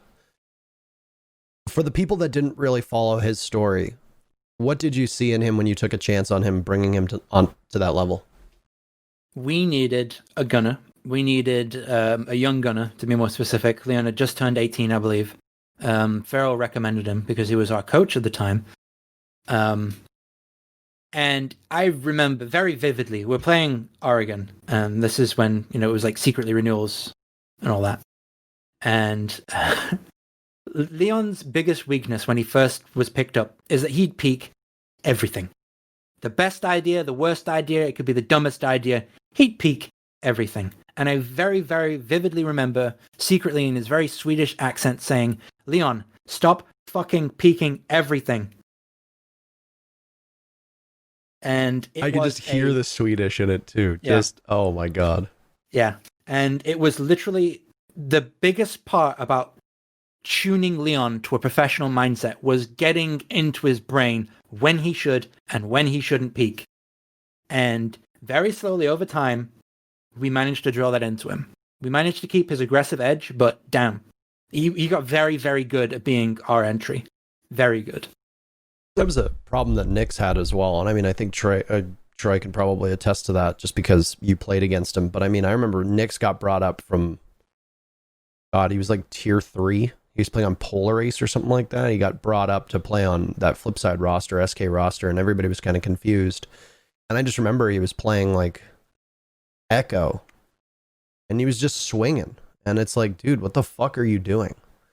And I just don't know what it is. I mean, I think it speaks to how poorly the strategy is, or how poor the strategy is at a lower level, that your first inclination as a tier 2, tier 3, tier 4 player is, I'm just going to swing. Realizing that it's like you're costing yourself, you know? Like Yeah. There's just some players that love to peak, man. Just how it is. I mean, there's a region full of them right now in APAC. Have you watched those? Dude, they peak like nobody's fucking business. I'm not even seeing shit on my screen as a viewer, and people are dying. I'm like, what is going on here? I mean, it's pretty strong right now, man. Swinger be swung, as they say. Exactly. Do you guys mind if we take a quick 2-minute break? I just need to use the bathroom. Yeah, absolutely. Go right ahead. Yep. Thank you. You're welcome. We're back in just a moment, boys. Yeah, I'm just gonna banter with Troy here. So you're in the qualifiers. Yeah, man. How do you In the feel? qualifiers. Tell me, let's talk about them. Let's talk about the quals. What? You're in them. I'm in the qualifiers, man. You're Why are you so happy about this? It's you. No, I'm happy because I know that I get an opportunity to poke fun at you. But it's you disrupt the Sonics and Mirage. Obviously, you're going to think that you're going to win. I think Smart Money says that you're going to make it out. But what do you think is going to happen? I mean, I have no idea. We got to show up and play the game, man. You play Mirage, right? First round. We play Mirage. You can put Flynn in the dirt? I mean, that's the plan. He's very comfortable there. It's where he lives. I don't want to get ahead of ourselves. Just one match at a time. I mean, we got to prepare for everyone. We gotta, I don't know. We gotta focus on ourselves right now. Obviously, making some mistakes. Haven't been as consistent as we'd like to be. So, yeah, just focusing on ourselves and improving. If you lose to Flynn, will it be the most humiliating loss of your career, trumping your loss to the Diz God in Rio? That's a tough. No, probably not. Because like the one in Rio was like, I've told some people this, but like you've said it on the podcast before. Coming into that event, I don't think we ever felt like more confident on EG. Like we felt like we were nasty. Like we were like, didn't matter who we scrimmed or who we played. Like we were slamming them, and like we were never a team that was like good in scrims and bad at matches. Mm-hmm. Like usually we were better in matches, and like heading into that event, we were like nasty. So we were excited. We were like, yeah, like this is our fucking time. then it was not. You got beat by a coach. It was Dizzle's time. Dude, Magnet's appendix tries to kill him, and what it really did was it killed your run at Rio. Yes, so, man. I just remember, we were at the after party, and I just came up to you and I was like, so how do you feel after this one? And you look at me and you're just like, dude, I just don't even know what to say. You're like, we were so ready. Yeah. It's like, oh, I don't know. We felt good. I mean, I hate to say it because obviously you making it to the finals, you would have played G2 in the semis, right? So it would have been you and FaZe in the finals if you had to beat your way to the side of the bracket. So it would have been you versus FaZe in Brazil. I mean, regardless, I mean, I think that's interesting though, because FaZe obviously probably viewed G2 more as villains than you guys. But I mean, you're going to be. I will facing say we kept beating FaZe, so that they, yeah, I don't know, they probably really wanted to beat us. Yeah. I mean, that would have been interesting. I do hate to say it though, but I mean, you gave us one of the most infamous matches of all time. That. Yeah, I do that. Tend to do that. I mean, as somebody pointed out in the chat, they were absolutely correct. Rio was a team failure. You know, like it wasn't like you single-handedly blew it, right? So he just said rather than just one person like Milan. I mean, okay. So wait, are you saying that, Parker? So are you saying that you're also a fucking dumbass? No. I think Gio was worse in Milan than you were. I think we all fucked up. I think I fucked up royally. I think you fucked up royally. I think Gio whiffed an entire clip without hitting a single thing. That it's like Gio was like the scene from Pulp Fiction where the guy comes out and just sprays at Samuel L. Jackson and John Travolta and doesn't hit a fucking thing. And then it's just like Dan or whoever it was on the stairs looks at him as like, do you know what divine intervention is? Scyther. It was Scyther, yeah. Yeah. And then, I mean, and then even then Young tried his best, but then Young also kind of blew it as well. It was like it was like just like it was like a fantastic breakdown all just happening in front of your eyes. So it was bad. All right. Yeah. That was also a team failure, though. Like, I think I have always maintained, like, because were friends, even after that round, we still continued to fuck up as a team. Like, yeah. Well, I mean, you threw the whole map and then another map, so yes, that was yes. But I only rehash it because it's funny to poke fun at you for it because we are friends. But if you were to ask me seriously what I think happened, I think Gio was by far and away the worst component of that choke. Was Gio afterwards, because even though you fucked up on White Stairs, Gio was your insurance policy, baby. You were fine. He got it. He did not have it. So that's how I saw it. But I should have been in a corner closer to Gio there. But it is what it is, man. I mean, you were running the C75. You live and you learn. You live and you learn. You won the 6 invitations. Now you don't run the. Matters. Actually, I still do run the CZ75, but now I don't prone on the White Stairs. No, bro, the SMG 12 is a liability. It happened to us at Invite. There's a clip of it, like it's from I think Achieved's point of view or something. Though we were playing against TSM on Consulate, and Nade was in a 1v1 with Achieved, and I was just on the cam, like I was on the garage default cam, and Nade was like in the kitchen, and Achieved was like by pipes, like on his way to kitchen, but like he had his back turned to Nade, and I'm on the cam. I know in the back of my mind. Because Nade, I forget what Nade was on. I think he was on Doke. Anyways, Nade's like shooting him in the back. And I'm like, Nade, like he's at pipes. His back's turned to you. And I hear Nade shoot, and I see the silhouette just turn on the cam and just kill Nade. And I was like, oh boy, I know what that gun did to him, bro. right after that, we got like a rehost like a couple rounds later because like there was like that Maestro bug where the game freezes on LAN and on Consulate. I don't fucking know. Yeah, it was the cam on basement for whatever reason. It would always freeze the game. Anyways, we get the rehost after that. And Nade takes it off all his fucking classes. He's like, I'm never running that fucking thing again. I took it off too, man. Fuck that gun. The CZ75 is better. All right, so let's go through the last portion here, which is basically the fall from grace before you move to coaching, if I can refer to it as that. Yeah, that's the way I refer to it myself.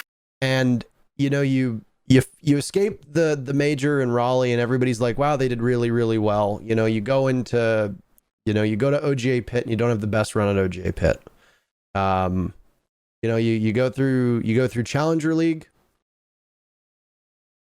and everybody has you as the favorite, and you end up finish third. And then, you know, you go to the 6 invitational quals as the favorites, and then BDS beats you.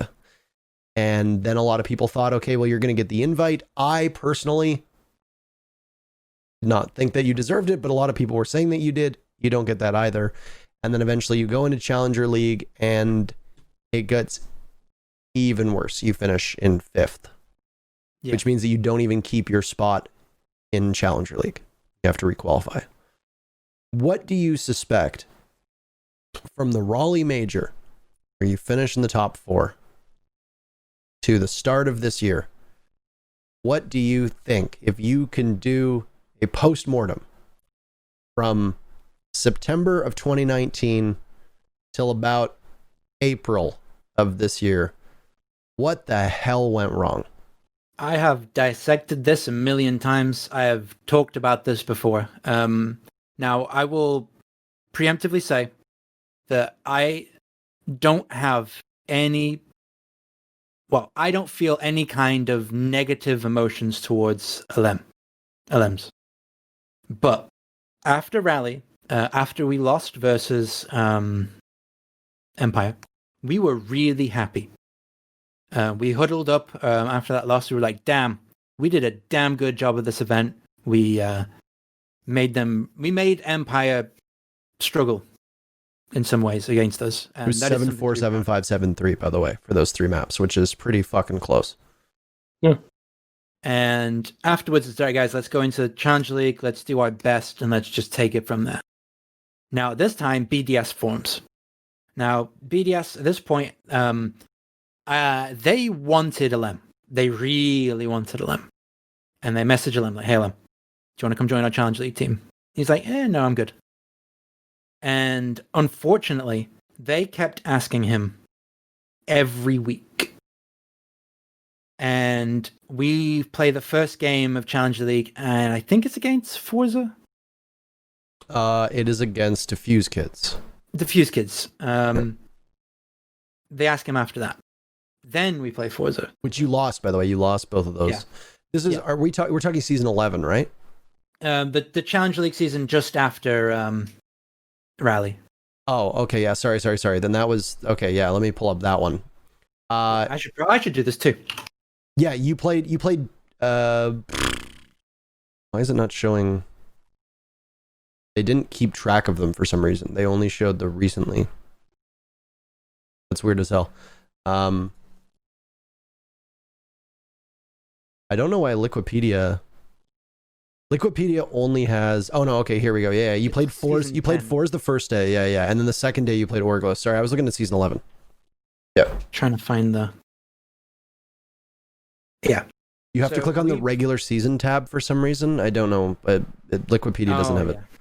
Also, big shout out to Liquipedia. They've added podcasts for Rainbow Six as well. So if you want to go on the Liquipedia website, if you are currently watching this or listening to this and you go to the Rainbow Six portal of Liquipedia, there is a way for you to now see some of the biggest Rainbow Six podcasts and you can watch them. And I think that's really, really cool. So thank you to Liquipedia and the editors for that. Sorry. So good. So we play versus Forza. We technically lose because it's a loss and a draw. And then they ask, again, Alem, do you want to come join our team? He's like, no, I'm good. And then we have kind of a win versus Orgulus. Alem, do you want to come join a team? No. Then it's technically a loss versus BDS. It's like, Alem, do you want to come join a team? And literally after every single game, that's the way it went. Yeah. And then we go to OGA. And this was kind of like a do or die for our team. Like, it's another LAN event. It's our bread and butter. We should have this in the bag. A lot of prep is done. Then all of a sudden, it's like, hey, we're LG, and we're going to make a roster change. We're going to bring in Slash. And Slash absolutely demolished us. He destroyed us. He changed the bank dramatically. And I was talking to Rexon the other day, and he said, yeah, like when we brought Slash on, like he just completely revamped our team. Changed the entire dynamic of it. Yeah, they sucked at bank before, but like Rogue was good at bank because of Slash. Yeah. I mean, like Slash understood bank. Yeah. Yeah. And then all of a sudden they were good at baby. Bank. And the best part is that we spent a long time dry running, just to double down that our bank is just superior than this. We did a lot of dry running and a lot of prepping. And on the first round, Alems does something that isn't part of the strategy. And he says he was just doing it to take advantage of something he saw. And he ends up dying. He ends up having a kind of like a whatever game. And at the end of it, I can't confirm this because I'm just speculating at this point. But I believe that he accepted the offer to join BDS either before or after that game. I don't know. But I do know is that he spent the rest of the event hanging out with the BDS boys. And then at that point in time, it was like, all right, guys, There was a bit of an argument behind the scenes, and everyone agreed to like, Alem, he needs to go. So we decided that we needed to remove Alem from the roster, but in typical fashion, we were hit with, well, you've got like a week or two to find a new player before the league starts. So we're in all hands on deck. We need a new player. Funkers literally just fires a message off to Eunice, hey, do you want to come play for us? And like, Eunice was in less than an hour. Said, yeah, sure.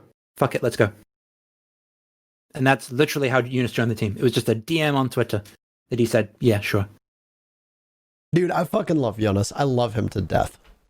So much. You have no idea. Like, yeah, I really wanted that to work. Yeah, same. I was like, comeback tour, let's go, baby. Like, there are few individual people in this game that I have ever rooted for succeeding harder than him. Now, this is the beginning of the end when Eunice joined the team. Now, Eunice is a very good player, a very decorated player. But when he came out of that retirement, there was this. So the first, like the invite quals is like the kind of like the first thing we did with him. And we did a really good job of the invite quals. His knowledge and expertise really helped build the team and make the team better. But after the invite quals, it became very apparent that Eunice came out of retirement just to kind of have some fun. I don't think he was a very good fit for the team, looking back on it now. He did a lot of aggressive things that he was just on his own. He made his own decisions like that very often. Then we had Feral that left the team due to personal reasons. Not going to get into that. And again, we're back in the boat. Hey, you've got to find a new player in less than 2 weeks. Have fun. So it's like, well, crap. Who can we get? Anyway, Blaz joins the team. And again, looking back, Blaz, very good player. Not a good player for our team. Not a player for the fit that we need. That hellish, wild style that we played. Eunice was like way above it. Like way too aggressive. And Blaz was way too like passive for the team style. So you end up having this team where you have 3 players that are on the same page. You have one player that's just in hyperactive mode the entire time. And you have one player that wants to play really slow, passive, wait for the enemy to make mistakes. And it ends up in this mismatched team that just literally does not work well. If we had longer periods of time to actually search for the players that probably would have fit better, if we had an actual chance to trial players and not just pick people up because we have time constraints, then I think we would have found a better roster. We did the best that we could have with what we got, but it wasn't good enough. It's always bittersweet for me that the last season of Challenger League that I played was arguably my best performance as far as I feel for my development as a player that I've ever had in my entire time playing Siege. That was the season where I was no longer the smoke, thermite, hard breach player. I could play Jaeger, I could play aggressive ops, I could play entries, I could play the infamous aggressive Ash. That's a bit of an inside joke, but yeah. And I was really, really, really confident in my playing skills. I could felt confident doing runouts and jump outs and doing crazy things that I've never done before. It was the best I've ever felt playing this game. And I knew that the team was going to disband at the end of it. And I hated that. I really, really hoped that when that team disbanded, that a European team would have seen my performance and then picked me up off of it. But unfortunately, literally 0 European teams at the professional level were interested in me. It's really sad. I messaged pretty much all of them. I got a reply from some of them saying, "Hey, we're not looking for new players." Chaos at the time, who were looking for players, told me they weren't interested in me. A couple of other teams basically ignored me. It is what it is. It was really bad. So coaching was more of a reluctant change then? Because I always thought you were somebody who, obviously skill in-game aside, the biggest point of praise that you always seemed to receive was your gigabrain. The way that you saw the battlefield, the way that you saw, the things unfolding in front of you. I will never forget one of the boldest statements I've ever heard was, in my entire time as a professional, I have never lost a map ban phase. Still haven't.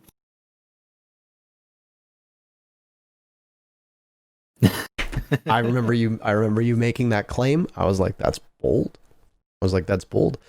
So it was like, Maps I want. so for me, it was, I could always see you as being somebody who, and there's probably about a dozen of them right now across all regions, where it's like when they're done playing, whether it be because their skills aren't good enough, whether it be because they just don't want to play anymore, it would be a relatively effortless transition for them to slot in as a coach, analyst, or a talent on the desk.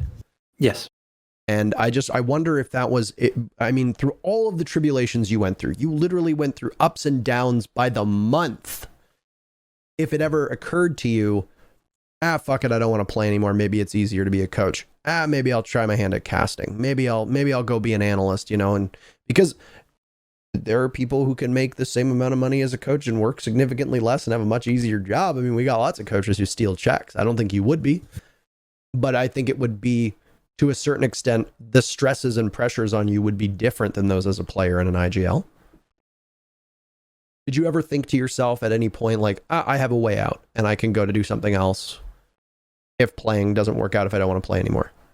You see, this is a conversation I had with my dad several years ago. I had already had like an inkling of how I wanted to progress my career in esports, and he only helped further reinforce it. Like, he was very, very, very, very straightforward. Like, he said, look, Matthew, you're only going to be playing for so long. You need ways to keep this going. You need a way to keep in the scene, or you need a backup that's outside of esports. And I was like, yep, I've got it all covered, Dad. And originally I tried my hand at like trying to build a stream. But then I realized very quickly that I absolutely hate playing Rainbow Six ranked with a burning passion. And to this day, That's weird. I've never heard somebody say that before. Yeah, crazy, right? I refuse to touch it because it just infuriates me. So I knew that I couldn't build it off of just playing Terrorist Hunt alone. So I decided that it was probably best in my best interest to either sharpen up on casting skills, analysis skills, or coaching skills. And which is why I started doing a lot of streams where I would analyze VOD reviews of like the finals of invitationals, Pro League finals, things like that.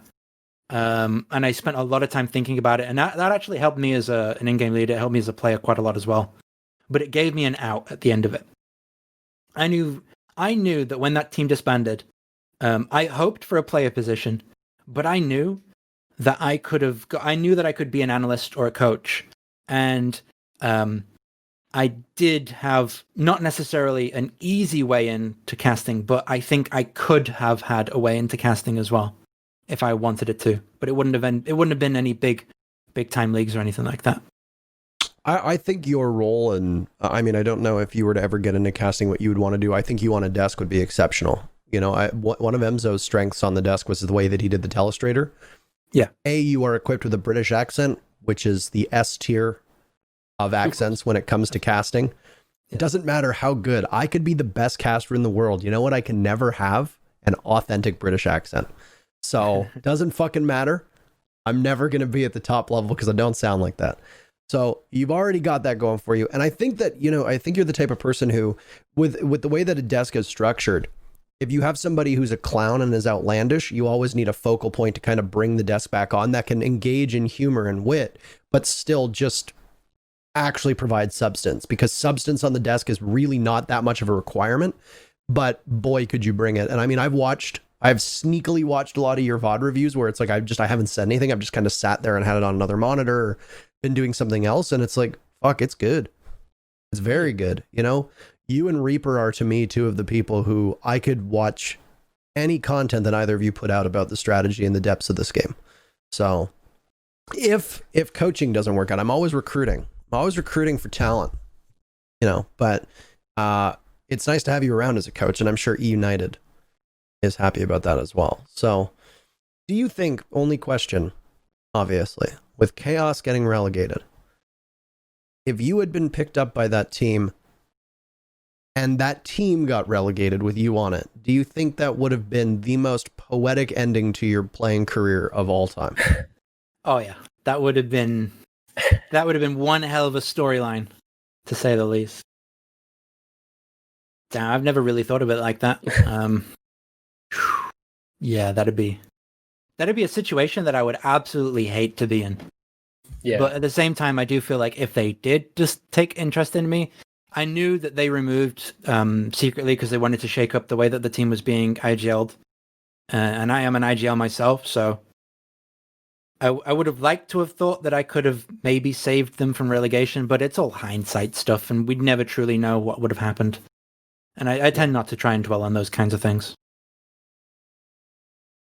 I mean, I just thought it from my focus always defaults to storylines. It always does. Yeah. I mean, my job is to sell what you're seeing.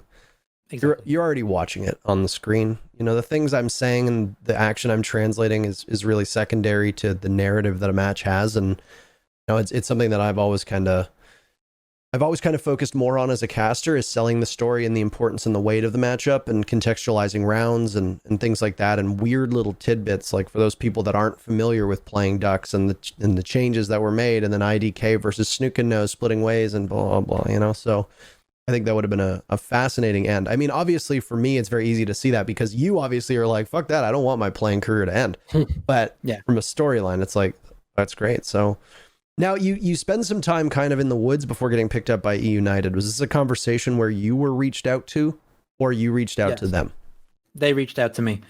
It was kind of worrying, in fact. I had this strange little where I'd messaged all the teams and they'd all got back to me more or less and said, no, we're not interested in you. We're not looking at you. And at that point in time, I was just doing like random streams of like VR games and occasionally doing T-Hunt streams just to try and keep myself somewhat relevant in the scene.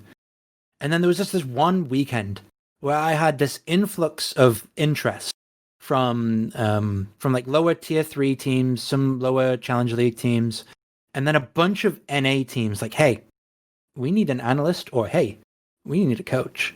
Are you interested? And I was really surprised that all happened in one weekend after like 2 weeks of being teamless and after putting up my LFT post. I was getting really worried that all of my backups had failed. And it was getting towards, right, time to look at real jobs now type situation. But I was just really fortunate that I had some good offers. At the end of the day, I took the one that I felt was the best, or arguably the more successful choice. You started as an analyst. Yep. Under Bagel. Yes. Now, we have made many toaster references here on the podcast, and the last show, episode 15 with Milos, was the only 6-on-6 where we did not roast eUnited at least one time. And I feel like it's not going to happen here, obviously, because you're on the show, and also eUnited has made some significant improvements. Now, Bagel got put in the toaster. I'm not going to ask you the circumstances under which he got kicked out. I've heard the rumors. People have heard the rumors. I don't particularly want to trade in those, and I don't think it's something that needs to be discussed here. But Super had an amazing tweet saying that, what did he say? He was like, is something like meepeY being the analyst behind Bagel is like Tom Brady sitting on the bench for like some shit quarterback. I read it. 1, absolutely correct. 2, hilarious tweet, by the way. It was like Tom Brady sitting on the bench for Jameis Winston. I howled with laughter. I thought it was incredible. Your first foray into official coaching, etc., comes behind Bagel as an analyst. How did you find that transition? Were there any struggles? Did you find that there was a learning curve coming from being outside of the game and seeing it from a different viewpoint than an IGL? So the first thing, the most weird thing is that they picked me up as the analyst to do the numbers and crunch the spreadsheets and all that stuff. But more so, I was picked up for my skills and knowledge of the game, kind of like as a secondary coach behind Bagel, to give additional feedback, additional input, etc. So primarily, like, I was collecting data and analyzing it, like, hey guys, we're looking at our opening kills and opening deaths today. Here's a blah, blah, blah discussion. But more so, I was unmuting and I was talking to the guys in the scrims, like, okay, here's a mess up, here's a fuck up, here's what you did well, blah, blah, blah. That part was easy, because it's really easy to analyze someone's gameplay when you get to see it like from essentially over their shoulder. Yeah. You see it from like the third person's perspective. You see all their issues, you see all their faults, the successes, so on and so forth. That was easy. The hardest part about being an analyst was actually just building spreadsheets. That is the hardest part of being an analyst, is building a spreadsheet that can manage itself. Use Excel? And I use Google Docs. Or Google Sheets, I should say. Oh, God. I don't have Excel. I'm You're better. Google has replaced most of the Microsoft stuff. Unless you work in an office, there's no reason to have that stuff. Yeah, and I remember, like, I knew that when I became teamless, that if I want to pursue an analyst, I need to have some kind of work to show.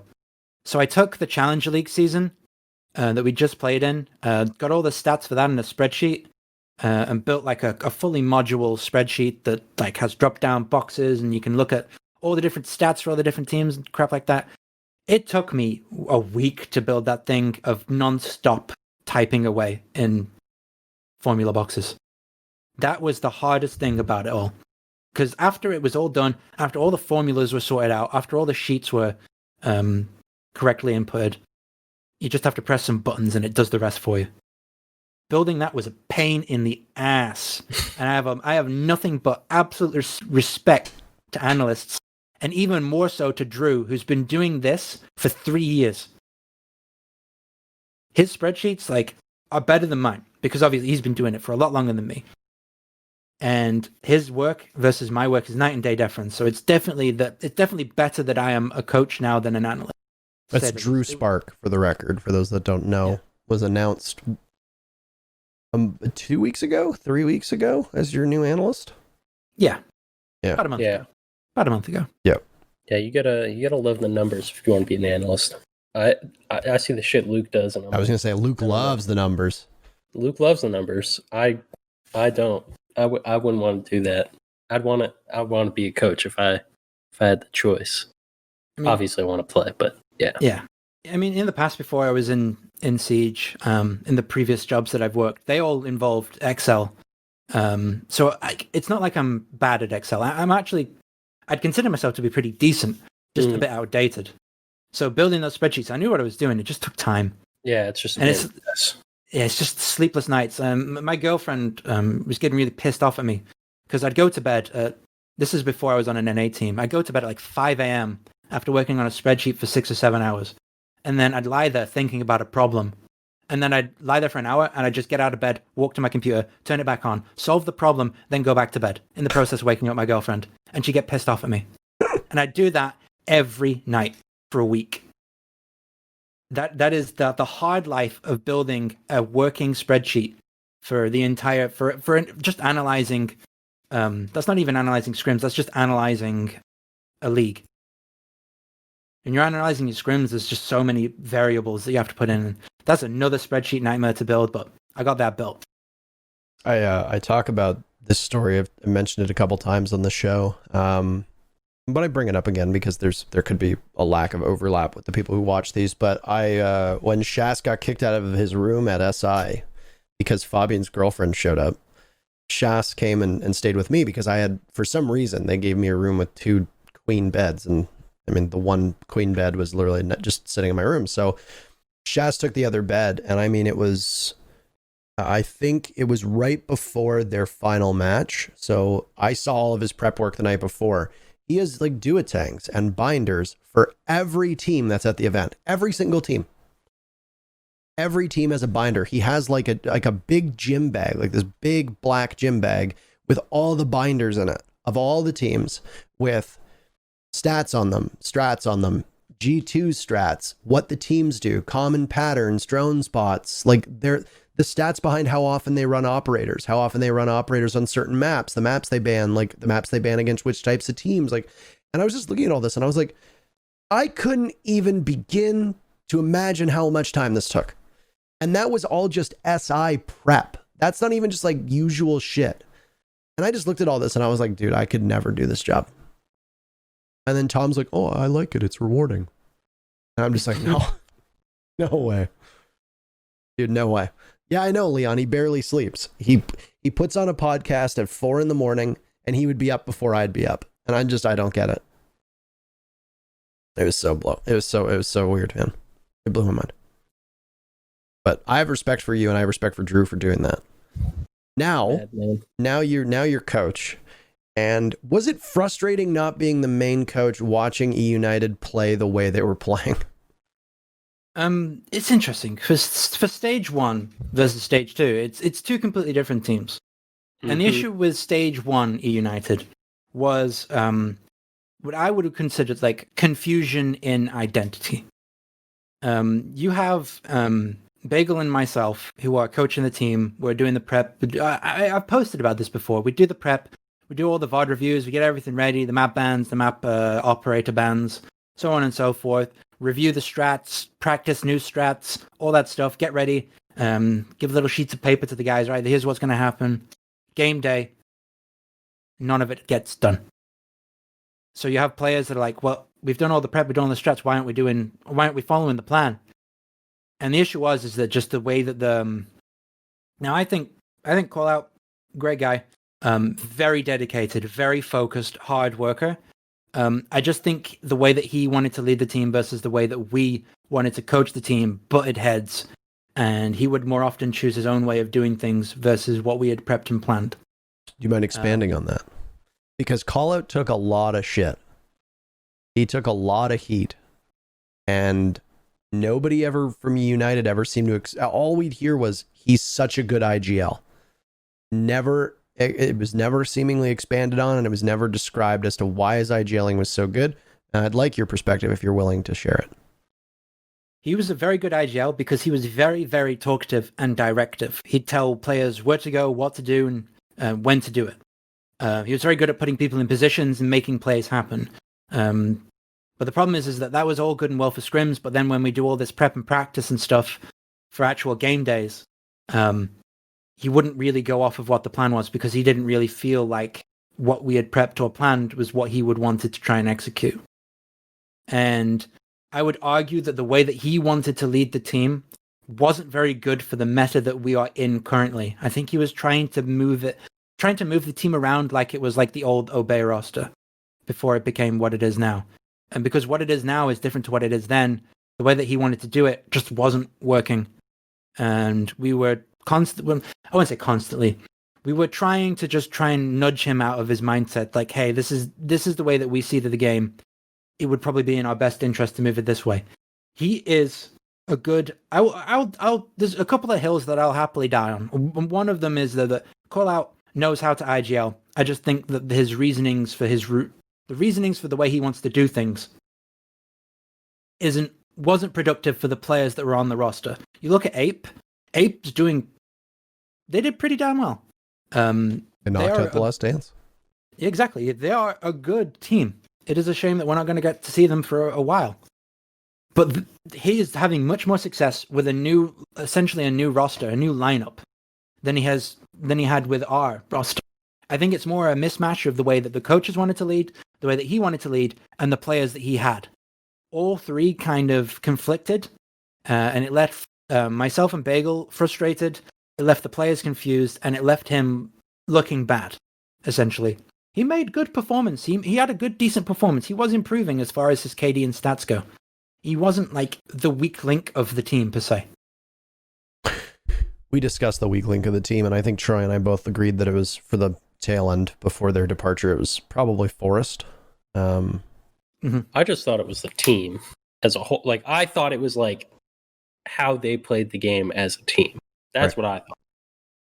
I mean, I thought Forrest stuck out because he wasn't performing well individually, and like he doesn't have like IGL responsibility alongside of it. But I think all in all, the biggest issue was just how they played as a team. What was it like playing against them? Obviously, it sounds like playing against them. Yeah. I mean, it was just you gotta be ready for people to get in the building quick. That was it, and then you play the round from there. Like I feel like that was like the main thing. Like be ready for like the surprise entry points, and then like kind of play the round from there. Like you knew it was gonna get scrappy just because of how they were playing, and then just kind of play on your feet, I guess. But yeah, I think that's probably just the best way to put it. Like it was predictable unpredictability in a sense. Like you like knew you had to be ready for something, you know? Right. And it wasn't something traditional, like, ever. That was the thing, like, I think, like meepeY said, like, in that meta, the meta we're in and the meta we were previously in, I guess it's basically the same fucking thing. But it didn't fit in so well. You're just like trying to like get aggressive and play quick and stuff, and then there's just like a guy sitting behind a shield like looking at you, right? Can't do all that much.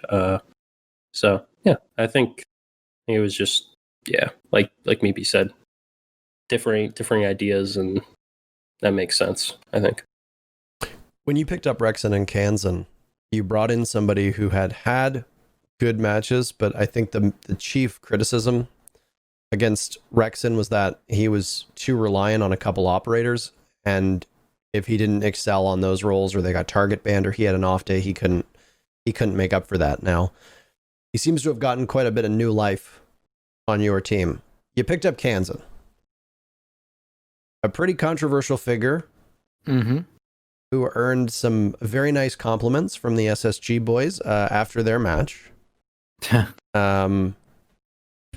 Did you have any hand in those two roster moves, or because at roughly the same time as when you moved over to coach, were you a part of the discussion to bring on those players? So I was not a part of the discussion to bring on the trials for the trialing players. Bagel did all of that. Bagel did all of the scouting for all the different players, and he was the one that invited all of them to trial. But when it came down to deciding who the two spots would go to, yes, I actually did have a relatively big role in that, because I think I was a deciding vote. We pretty much unanimously agreed, right, Rexon, definitely the play we need. We need some aggro player with some fundamentals, a lot of experience. He fits the team perfectly well. Get him on. But for the role that we needed next, we needed someone who was not as fiery or aggressive. Someone that could be more tame. Someone that can be a flank watcher, a flex, second entry if we need it on some strats. We needed someone who's confident but not cocky. And in my mind, after watching countless scrims with all the different people that were trialing, Kansan always stood out to me as the one player that always fit the role that we needed on the round for the strategy. Like, he'd take Nomad. He'd just set up flank drones, set up his Nomads, without ever having to ask what to do. That was what stuck out to me. He had that air of independence, but knowledgeable. He knew exactly where his drone should be. If he didn't have the drones, he'd just call for a player, hey, Yeti, I need a drone here. And Yeti will place his drone. He's like, okay, guys, I got the flank. Don't worry about the flank. And people would flank, he'd kill them. Or alternatively, on some strats, he'd be playing like Maestro or something like that. And he'd play like the turret Maestro. He'd sit behind a bomb. He'd stay behind the bomb for the whole round, and then he'd just swing around without pressing any buttons and just shoot people. He stayed alive. He got the kills. I think it was on the SSG match. Kitchen basement. He just sat behind the bomb as Maestro, just lean peeks, bops the guy all the way outside behind the car, tucks back in. It's that kind of shit that he did consistently throughout all the trials that's made him stand out above absolutely everybody else. He is a young gunner who isn't the crazy Jaeger Ashmain stereotype. Moldable, calm, confident. And in my mind, it was the perfect pickup. Without a doubt. What's he like to play against, Troy? Wait, what? Said, what's he like to play against? Oh, Kansan. I mean, I've only played against him one time. But right. I don't know. He impressed me. He can shoot. And I think the way meepeY described him, pretty accurate. I think I've noticed it just from like watching. Usually newer players to Pro League, they do a lot of stuff and you're like, the fuck is this guy doing? Stupid shit. But then you write it off, you're like, yeah, he's new. Right? He's got to learn this, he's got to figure it out. And some figure it out, some don't figure it out, and that's how you figure out who's good and who's not. But he looks like he already kind of knows what he's doing, which impressed me.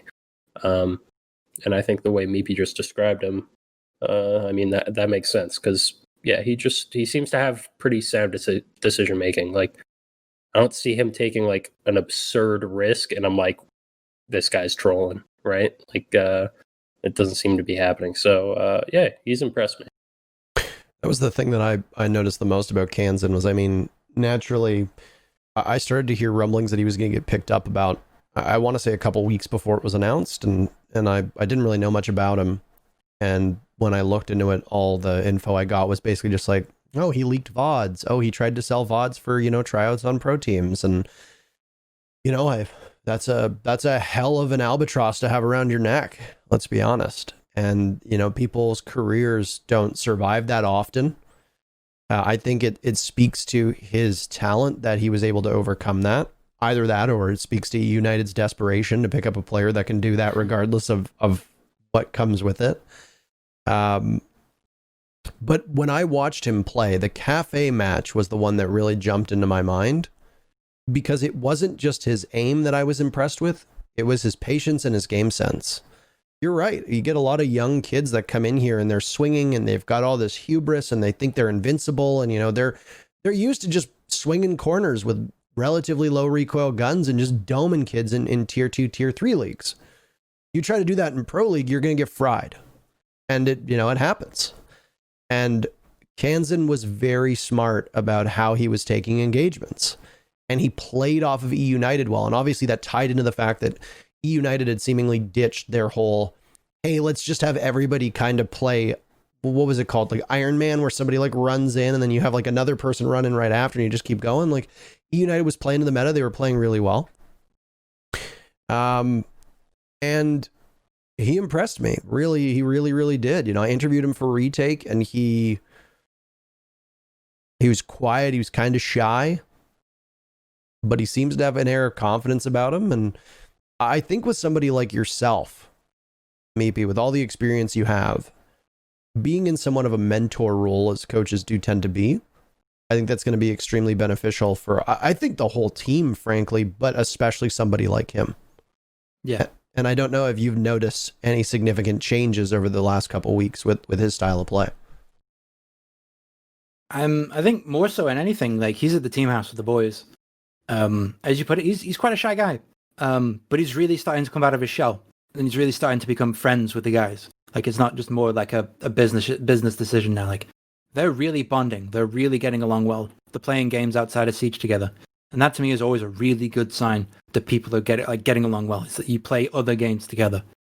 And it's something that I was not necessarily pushing for, but more hinting towards the guys at the gaming house to get along and start actually doing things together. Like my biggest fear with the Kansan actually was that he would crumble on match day. The pressure would get to him and he'd do poorly. And I think I think he did exceptionally well in pretty much every match he's played. At no point have I ever watched his gameplay and thought, man, pressure got to him there. I think he's extremely calm, extremely cool. I think he just gets the job done. He's a damn good player. I'm very happy we picked him up.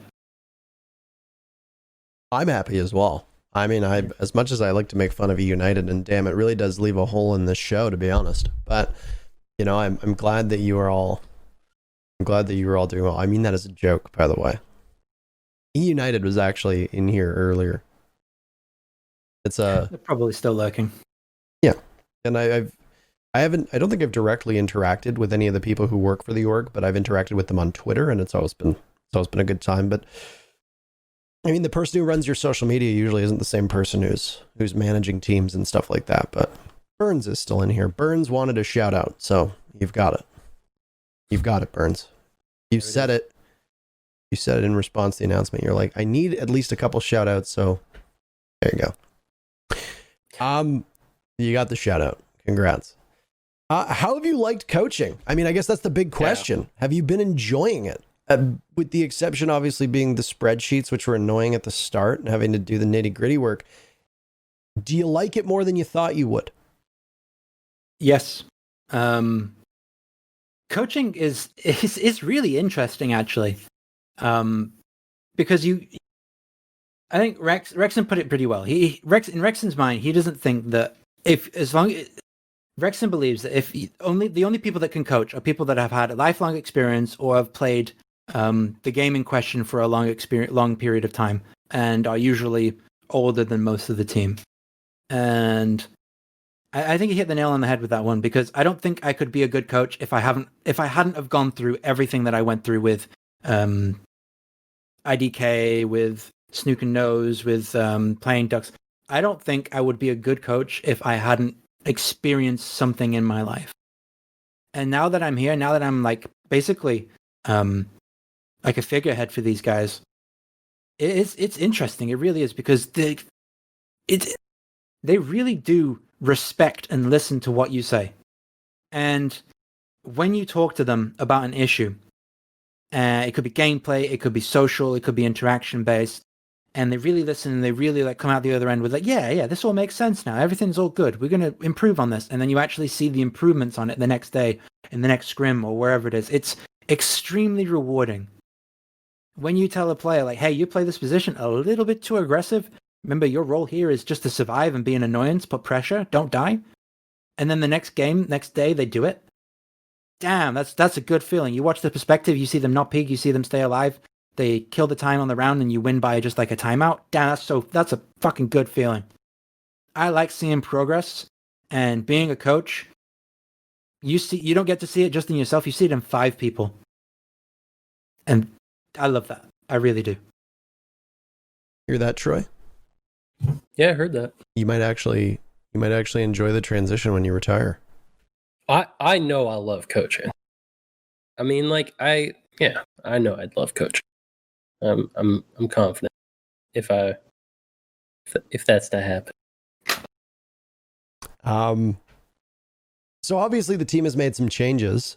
And are you happy with where eUnited is heading? Last night's results notwithstanding.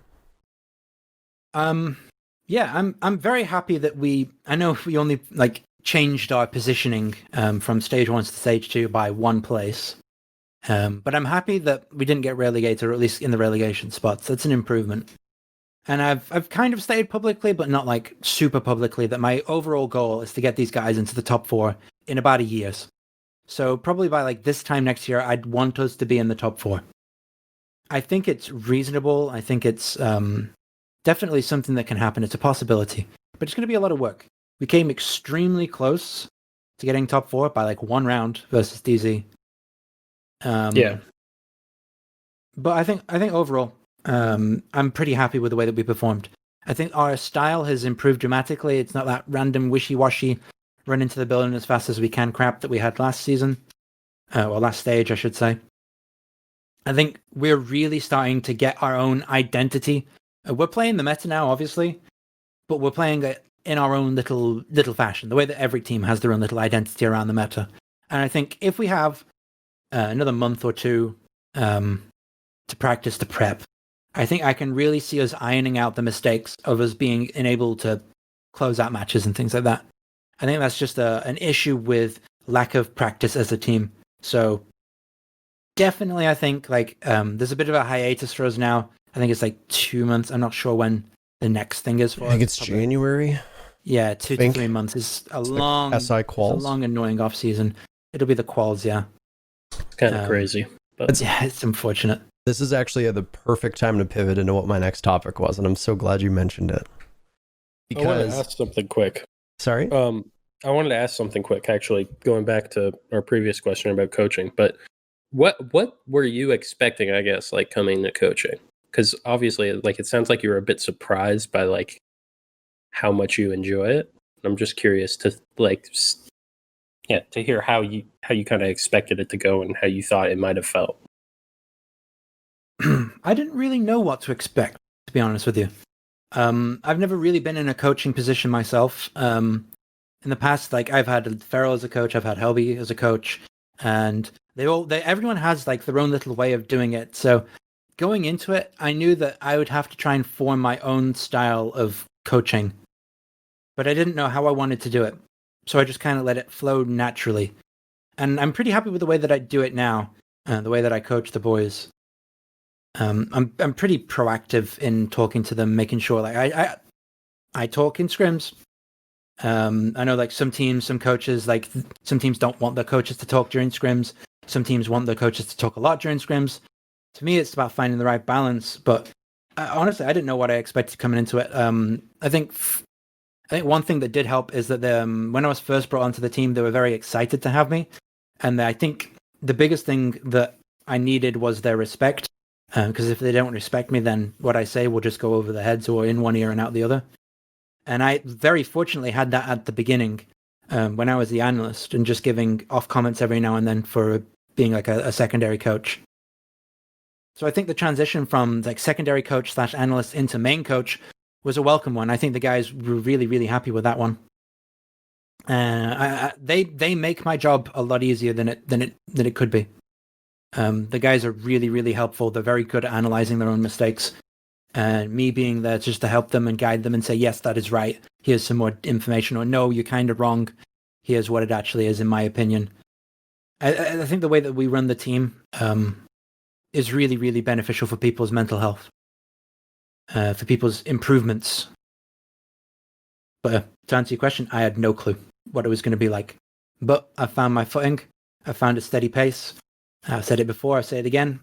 Siege is not a sprint. It's a long-winded marathon. Oh, yes. Most certainly is. All right. Thank you. Parker, you're good now. So this is a pivot now. And by all means, by the way, Troy, feel free to jump in whenever you want, dude. You're talking about the long break. We have existed over the last couple of years where the break ended at the start of 2018. We used to have this break.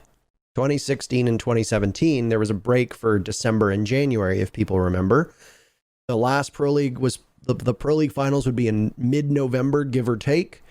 And then there'd be a break until SI. With the quals, I think mid-January for both years. And that was it. And we used to have a 2-month off season. And then we moved to that rolling 6-month calendar where there was really no downtime. You'd get a month off after an event and that's it. And you'd have that, 4 times a year. But teams would still be scrimming during that time. There'd still be new content coming out. The TS would be in action because the new content would be being released to it. Yada, yada, yada. Everybody's been kind of crowing for an off season again to be able to catch their breath and have some downtime, whether it be for making side content, whether it be for just a vacation, whether it be to catch up on the meta, make roster moves, so on and so forth. But now it seems like we've swung in the opposite direction where people are pissed off that for certain teams, there's like 2 to 3 months where there's nothing to do. Now, the one thing that we don't know is that there's supposed to be regional lands at the end of the year. So presumably the US League finals or the NA League finals would have been in December, right? Just as EU would have had theirs, just as APAC would have had theirs. We don't know if those are happening. I would imagine from the team saying that now that we're off for 3 months, those are probably not going to happen. I haven't heard anything about it. Your director of marketing and strategy, Brute, had a very interesting thread yesterday saying, and I quote, let me find the actual thread itself. Sure. So he said, really love Rainbow Six. Our first year has been a roller coaster, a lot of good, but a lot of bad too. It's really rough to build your brand in a game where a season/stage starts on September 15th and nearly a month to the day the season is over. One team relegated and we sit on the sidelines for 3 months before a last chance qualifier. And then if we don't make that, then until March without playing any meaningful matches. How is this a sustainable system for brands to drive equity into the product when you only have 29 to 30 days? We literally just moved a key member to Vegas to create content exclusively for Siege. Is it our fault we placed 7th and now sit out of the fun? Sure. But there needs to be something else or a better way than playing 4 to 6 matches over a 1-month period and be happy with it. We just want to make cool shit. This community deserves it. What some of the other organizations have put forward in this scene is sad, and we want to change the paradigm. Let's make this the esport we all know it can be. Now, there are parts of this I agree with. There are parts of this that I'm not necessarily so enthusiastic about. The last tweet. We just want to make cool shit. The community deserves it. Some orgs don't really do all that much. Let's make the esport we all know it can be.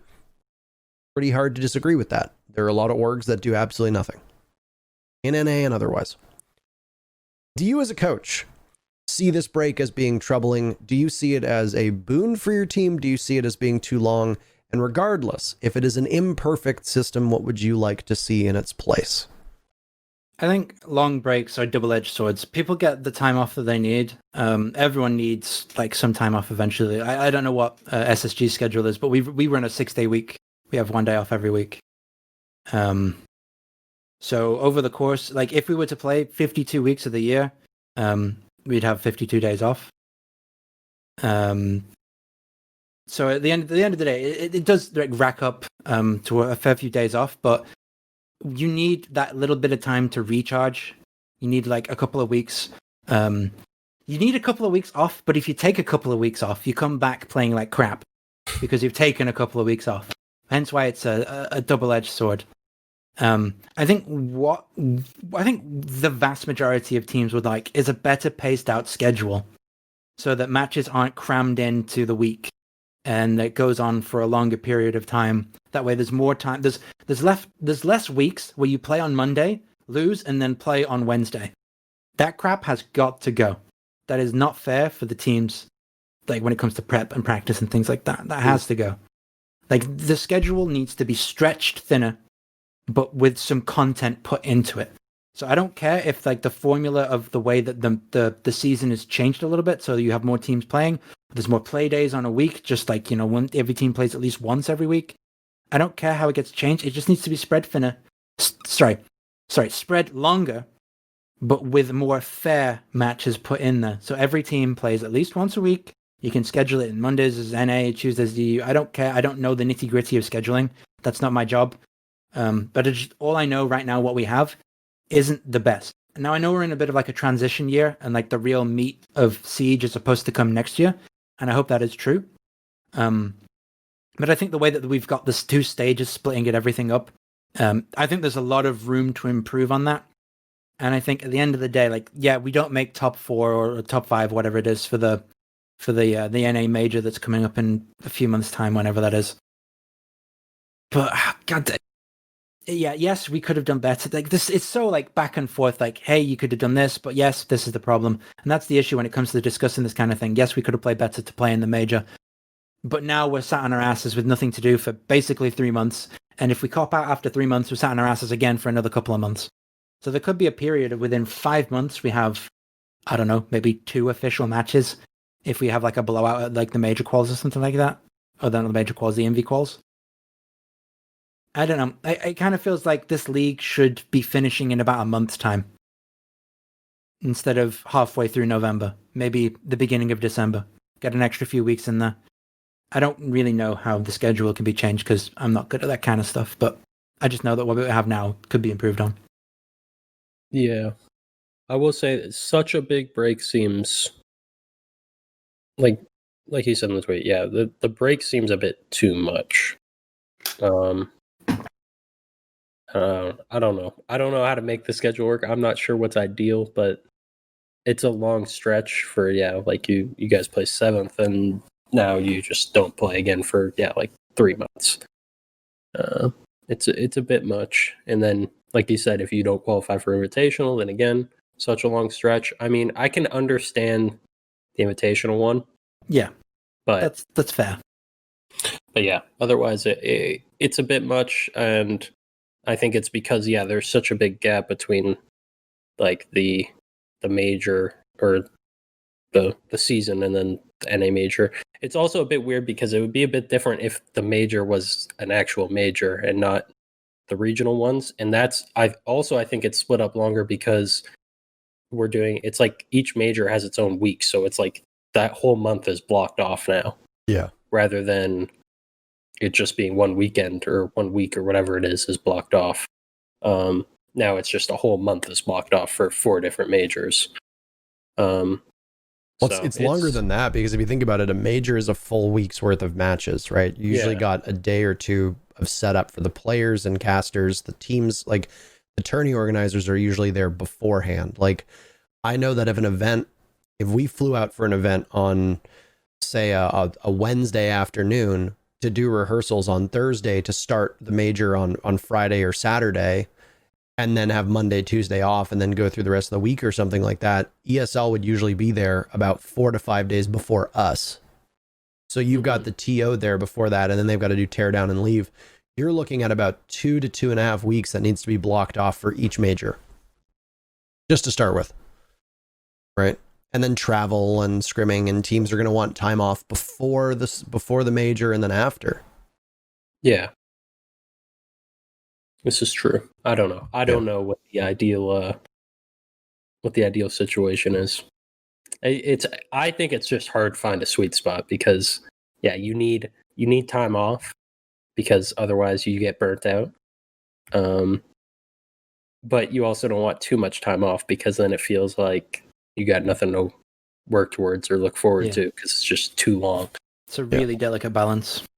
Yeah. And like I definitely see it from like an organization's perspective, right? You want less time off because like they need the season to be going on to push content. So yeah, I understand that. I mean, if you look at traditional sports, when there's an off season, they don't practice every day.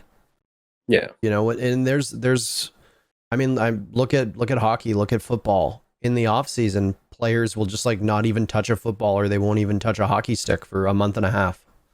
And it's like they take the time, they take the break, they take it off. The thing is that in esports, they don't do that.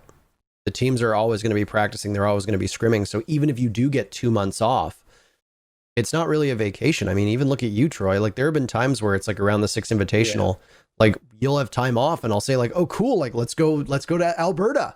Like in the middle of the winter around New Year's, like, and you're like, oh, I got to scrim. And I'm like, dude, you can't even take 4 days off from December 29th to January 2nd. And you're like, nope, we got to practice. So it's like, if you can't take those days off, when on earth can you take days off? Right. So, yeah. And it's something that all the teams have kind of said, like, just because we're not off or just because we're off doesn't mean we're not actually taking that time off. And I do agree with it. You know, you have people like Pengu tweeting like, we need a break. We need to cool off. We're getting burnt out. We're playing this game too much. So then Ubisoft says, okay, we'll have an off season. You've got 2 to 3 months off. And now players are saying that's too long. Teams are saying we need to make content. We need relevancy. We need eyeballs. Like, you know, and it's just like, I don't know what winning is, you know? For what me, Young said, sorry. What Young just said in the chat actually is a really good point. Is like, because new updates come out, that's like the biggest reason why you can't take as much time off. Usually how it goes is like the major ends and then you take off until the patch comes out. And then when the patch comes out, then you start again because you can't afford to extend your break into the new update.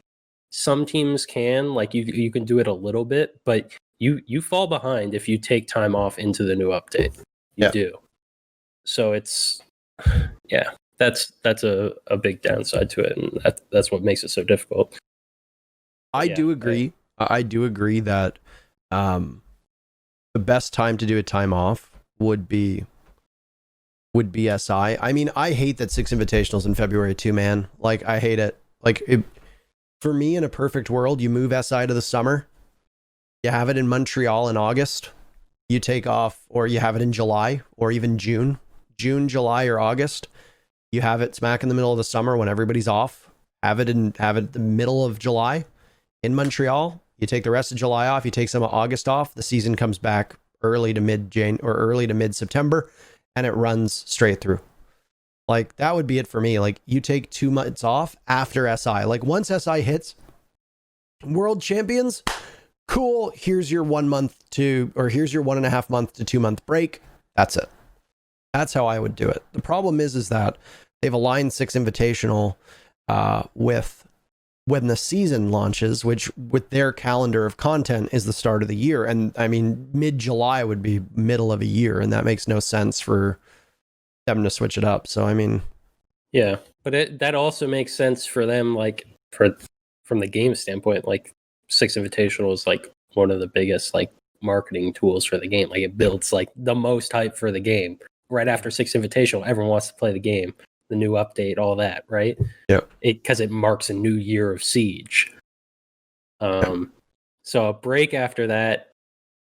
I mean, I guess a break for pro play is okay, but then people start to lose interest after that break, and then they're not tuning into Pro League when it starts back up. Yeah. There's no winning at all. Yeah. No, there's not. There's always going to be players that are going to want to play, and there's going to be players that are going to want time off. And I will tell you that I think that it is for the best interest of everybody if you get time off, but I'm also not the one competing. Yeah. Mm-hmm. I mean, in the past, usually, like, I think Leon put it in the chat earlier, like, the teams that get the most time off are either the teams that don't go to the LAN or teams that get first rounded at LAN. Yeah. Because you finish a LAN event, you come home, what's that? Tomorrow, new patch? No break. Yeah. Time to play. And the one season where we haven't actually gotten, like, a new operator drop, a new map drop with loads of cool new features was Project Health. And that season, in my opinion, saved Siege. But that season also received like the biggest backlash from like the more casual, non-competitive community for just not giving any kind of content to the game. Numbers dropped pretty low, if I remember correctly. Oh yeah, I stopped playing it during Health as well. Yeah, like that season was direly needed to fix all of the ridiculous bugs that were in the game, and it received the most backlash. People really want new maps. People really want new operators. And when that patch drops, we have to play. We have to keep practicing, or else we fall behind. If you're not the team that learns the new things first, then you're at a massive disadvantage. You either learn it through experience, learn it through scrims, or you get absolutely destroyed on match day by it. Because then you're learning another team's game, like because that's how it goes. Is if you're not pushing the meta yourself, like you're learning from someone else, they're already ahead of you. You're playing their game at that point. Yeah. It's just for me the thing that sucks about Invitational is you're trying to convince people to go to Montreal in the winter. Like, I hate to say this, but like having an esports event in Canada is already enough of a logistical challenge, especially for Americans. I mean, you look at what the stats behind how many Americans don't have a passport is really staggering. And I mean, if you have it in America, you've got 330 million people that can attend without needing a passport. You have it in Canada, you significantly reduce the amount of people that can actually fly because you need a passport to get into Canada, even if you're driving now. So it's like, not only that, but you know, half of America doesn't even come close to getting the temperatures that Montreal gets. There are days during the Six Invitational where it's like minus 29 out. It's like there are people that are coming to this event that are not prepared for it. Everybody owns shorts. Even pants and a t-shirt is fine in the summer, no matter how hot it gets, depending on where you are. Not everybody's got a coat. Not everybody can bundle up. I just, and somebody told me, somebody from one of the esports orgs at the Invitational this year, I was standing down waiting for the first day of the show and looking at the crowd. And I was standing with somebody who works for one of the orgs. And I was like, wow, this is really incredible. And they're like, you know what? They're like, you guys have one of the coolest communities and one of the best esports scenes. But SI will never be a tier 1 event to the level that they want it to be until you move it out of Montreal in the winter. And I can't disagree with that. I can't disagree with that logic. So it's it holds a special place in my heart, though, man. Don't get me wrong. I, as a Canadian, Montreal winter, I love it. I do as well. But we are not the target audience, right? Like, that's the thing. Like, no, I know. It doesn't. We are Canadians. In the grand scheme of things, it doesn't make much sense. Yeah. Like, we are Canadians who grew up in the cold, in the winter. We both love ice sports and winter sports. I lived on top of a mountain, for crying out loud, where it snows every month of the year. Like, for you and I, like, this is perfect. We're happy as a clam. But it's like you're trying to tell Europeans, where a huge portion of the continent doesn't really get much snow, and America, to try and come up to this event, let alone people flying in from Brazil or people flying in from Australia or etc. And it's just like, yeah, no. I've heard so many people be like, now that they've announced all the different majors, they're like, I'm just going to wait till whatever the US major is and go to that. Yeah. And it sucks. It really does suck, but like, so I get that, like, the before COVID, like, the major was supposed to be the one that travels around the world and all that kind of stuff, but it really does ring true, like, what that organization rep said to you, like, SI, it is true, like, geographically, where you place your event will always doom or fill your stadium. Mm-hmm. Like even the esports arena in Las Vegas, like, it's not the biggest room, but that was packed. There's loads of people there. I've never actually seen it. It doesn't look very big. It's not very big, but it has a bar. It has like little side rooms. It has its own little stage and steps and seating off to the side. That place was full. There's loads of people there. Rally, loads of people, absolutely jam packed. But invitational, like I don't know what the numbers are exactly for it, but they're good. There were more. I think Raleigh was bigger than SI. Yeah, I think SI is about 2 to 3. Raleigh, I heard, was about 3.5. And then I heard Rio was about 8 to 10, depending on the day and depending on how many people were there at once. Yeah. But I mean, that's Brazil in Rio. So. I mean, Paris had a really big stage too. And that was earlier in the game's lifespan. Paris was about 3 from what I heard. I think we're a good enough esport. I don't know now that viewership is falling. I do suspect that a large part of why viewership is falling is just because there's so fucking much Rainbow Six. Yeah. Like, I don't watch Rainbow Six live anywhere near as much as I used to anymore. I go back and rewatch VODs and I go back and rewatch matches. You know, like, I just don't have the time. There's too much. I hate to say it. Like, there's so much. It's always on. And it's kind of just like, you just get fatigued. I was going to say something and I forgot. Anyway. I would love to have an event in London, like proper London. I know it's very expensive, but that'd be cool. Your country has pretty good crowds. I'd like a London event, pretty easy to get to. So like a 3-4 hour train, not too bad. It's only like a 5-hour flight from Toronto as well. It's not that bad. No, it's not. It's not bad at all. Is there anything else you wanted to talk about before we turn to questions? Because I am conscious of time. Yeah. We are at the 3-hour mark right now. It is 10:10 for you. It is 5:10 here. I figured if you don't have any burning topics that you'd like to discuss or Troy would like to discuss, then we can turn to the questions and ask about 5, 6, 7, 8 questions or so. There's one I wanted to ask. Actually. Go on. You go first. Troy. All right. I'll go afterwards. We'll wrap you up. But yeah, there was just one more I wanted to ask, and it was I said this to you before, but basically you and like Alfama, I guess, are the best people to ask this, because people always discuss it and ask people on streams like, what do you think the difference is between NA and EU? But like, you've actually kind of lived it more, like you understand it more. So I kind of just want to get your take on that, like how you think things are different just between how teams play, how they practice, how they operate, that kind of stuff. It's interesting. I think European teams are much more open to like a more packed schedule during the day. I know that when I was back on Secret, double scrimming was it was a thing. If you could double scrim every day, we would double scrim every single day. 100%. In NA, teams are a lot more laxed on their schedules. Double scrimming meaning you'd scrim once in the morning and then once in the evening? Usually in the afternoon and late evening. But yeah, game is getting out of bed. Well, I was going to say morning is basically afternoon in gamer lingo. So 3 p.m.? Oh, that's the morning. Yeah. Maybe not for the last 6 months. Yeah, exactly. Things went a bit downhill, but we don't talk about that. But like, I know that like in NA, the way that I run the schedule now, I always try and I get a scrim every single day. I get VOD reviews every single day. I get prep sessions every single day. Now that we're in the off season, we're doing 5-day weeks instead of 6. But I'm going to try and get double scrims for some of those days, just so we're keeping up in practice and schedule and stuff like that. But I definitely in EU, they are omega grinders. So there's no wonder players are saying that they're coming close to burnout. Double scrimming every day, VOD reviews, dry runs, official matches, things like that.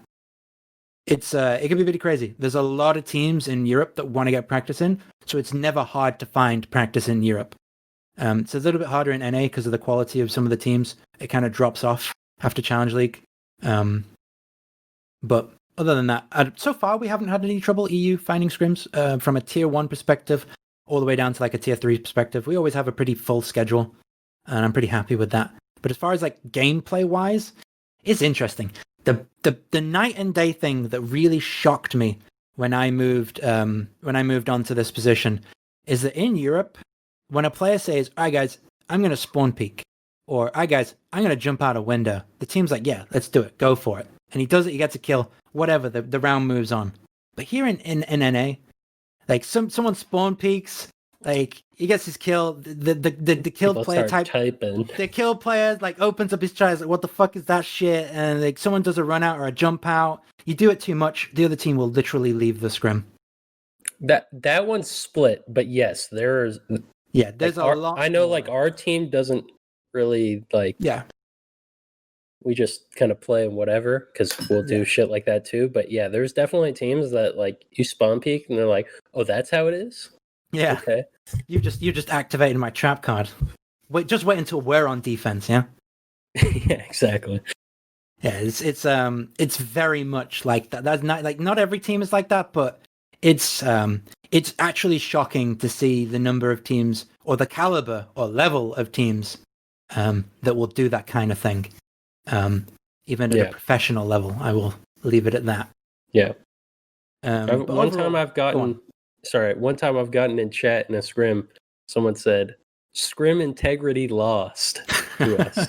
We always joke about that one. After we spawn peek somewhere or something like that, we just go scrim integrity lost. That's it, man. Like, but yeah, it's definitely different. Anyways, go ahead. Sorry. Yeah, I mean, like, it's interesting to see, like, in NA, we have, like, obviously, like, the 20-second meta. There's a lot of utility focus on burning Wamai discs and ADSs and blowing up shields and Melusi Banshees and then the Evil Eyes. And thankfully, we don't have Echo. Please, I hope Echo never comes back personally, but... I mean, he's gonna. Yeah, he's gonna, but I really wish he was not. I don't think invisible objects have any place in this game, but that's my own opinion. But like Europe is a little bit quicker, a little bit faster paced. People are much more happy to make plays. People are much more happy to make jump out, spawn peaks, do crazy things. I've always thought this was like a weird dynamic thing. I've always thought that this game would be a lot more fast paced and a lot more aggressive if matches had more rounds on a shorter timer, kind of like how CS:GO does. Because, like, if you think about it, you have a limited number of rounds and you really do have to play them efficiently. There isn't room to make any crazy plays. Even rushing is a big risk these days. On CS:GO, you've got, like, 16, like, minimum 16 rounds that can go all the way up to, like, 30-odd. And there's a lot more room to play with, a lot more room to work with on those types of matches. But I think the way that Siege is right now, it kind of leans towards, like, a slower playstyle because rounds are longer. Rounds are more impactful. One round loss could translate into a map loss much easier than it could be on CS:GO or any other different games. Yeah, it would definitely force you to take more risks on attack, but I feel like a lot of instances it just wouldn't work out. Like I feel like it would just be even more defender sided. Yeah, that's what people have said. It's just the way that Siege is right now with all the shields and all the utility. Yeah. It's the direction that the game has moved. I've had this opinion now for several years before. Yeah, okay. We're in this. I was going to meta. say, in different metas, I think that'd be cool though, because it would force teams to take more risks on attack. But yeah, you wouldn't be as punished for it. You would just you'd have to take more risks. Right now, they lowered that timer. Good fucking luck. Good luck. No. That's one thing I did like about the Lion meta, though, was how quick the rounds were. Like, the pacing was all off. It does get kind of boring if you think about it, where it's like every single round, the average viewer can take 2.5 minutes to go do whatever they want, come back for the final 30 seconds, and more often than not, they're not really missing much. At least for what they want to watch, they're not missing much. You know, the one thing that I did like about the Lion meta, probably the only thing I liked about it, was that every round was totally different. Some rounds would be over in 30 seconds. Some rounds would be over in a minute and a half. Some teams would, wait until the bitter end and then all execute. There was always unpredictability, and I thought it made for a diverse style of play that was hell to cast often because we had no idea how to pace ourselves, but we would have gotten used to it over time. But at least it shook things up enough where some rounds are just like, it feels like as a caster, some rounds it's just like I'm saying the same shit 4 times in a row. And I can imagine for the viewers to a certain extent that's kind of boring. That's what players are doing too. Yeah. They're doing the same shit. Yeah. They're clearing the shields. They're clearing the Melusis. They're clearing the bubbles. I strongly believe that changing the deployable shield to have the slats behind it was the beginning of the end for this utility meta starting. Like, I remember testing them. Deployable shields did not need to be changed. They did not. I don't know why they changed them. They were fine. Make them so they snap. Don't put windows on them. Leave them. In fact, I think the testing session, it was Paris, and you were there, weren't you? It was Paris. I was there. Yeah. Yep. Yeah, I remember.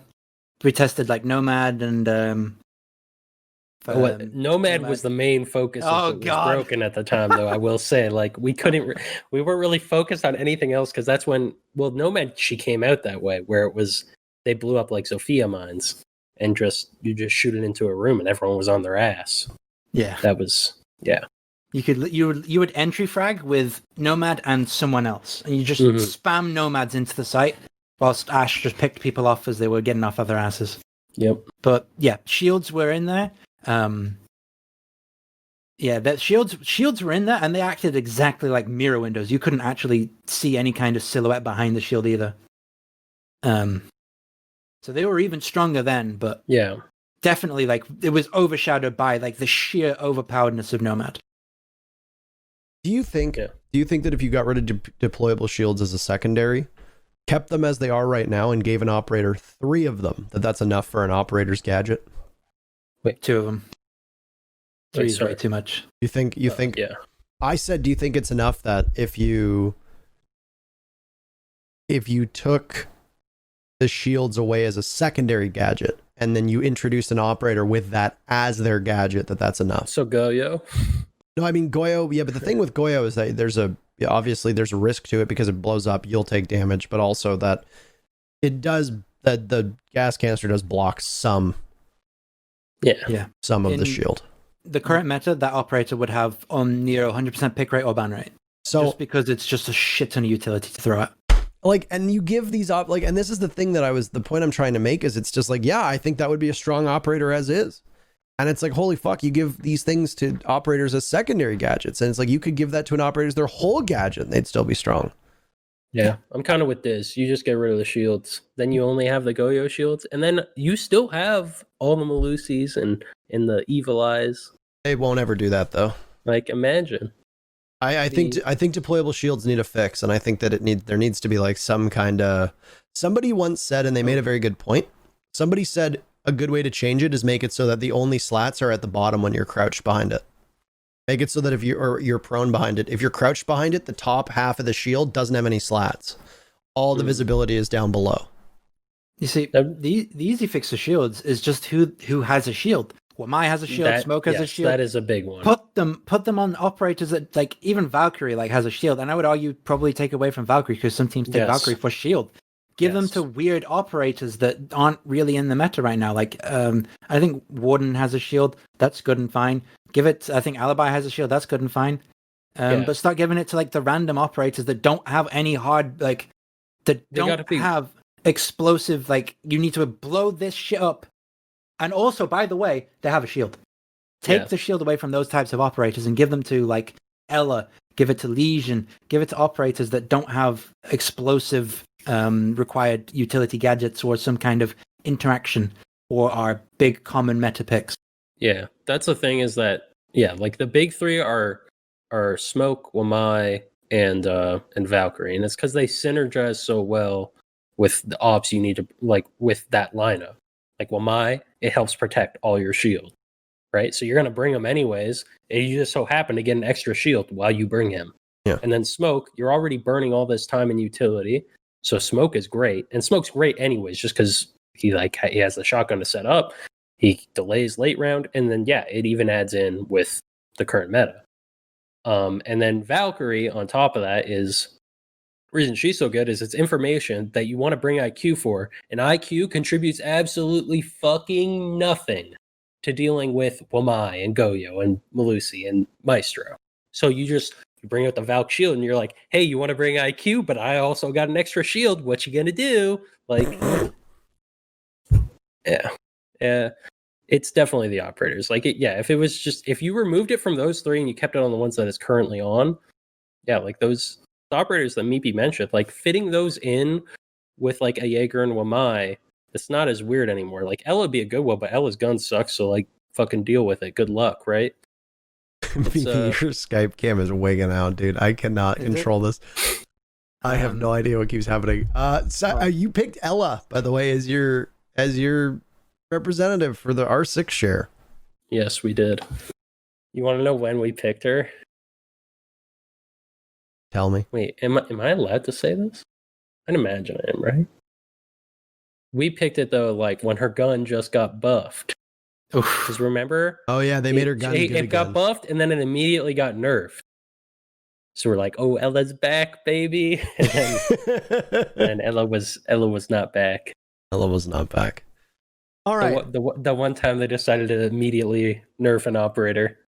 I can turn my cam on and off again if you want me to. No, it's the internet actually. It's not like it's. I'm gonna try to fix it. Hold on. Okay. I hope this will fix it. But regardless, I mean, it's at the end of the day, we will rebuild. There you go. It should be fine there. All right. Well, with that said, I think we can turn to a couple questions now. You've been very gracious with your time. When you factor in the run up to the show, we just hit 3 hours, so that puts us on about the same level. And as always, there is a Discord channel. For those of you that are watching live, if you are not in the Discord, I would strongly recommend joining it. I'm going to spam the link in the chat for y'all here. So feel free to join. There is every single time I'm trying to be better and more diligent with getting the questions up. So a bunch of people started asking questions yesterday evening. And Troy, if you'd like to look through it, we can pick some. I think this one's a good one. From Pyro. It's pretty simple, but it's something that we don't often ask people. What's your favorite memory / event from Rainbow Six Siege? Ooh. That's a good one. There's a few moments that I've really enjoyed. But I think the standout moment in my career,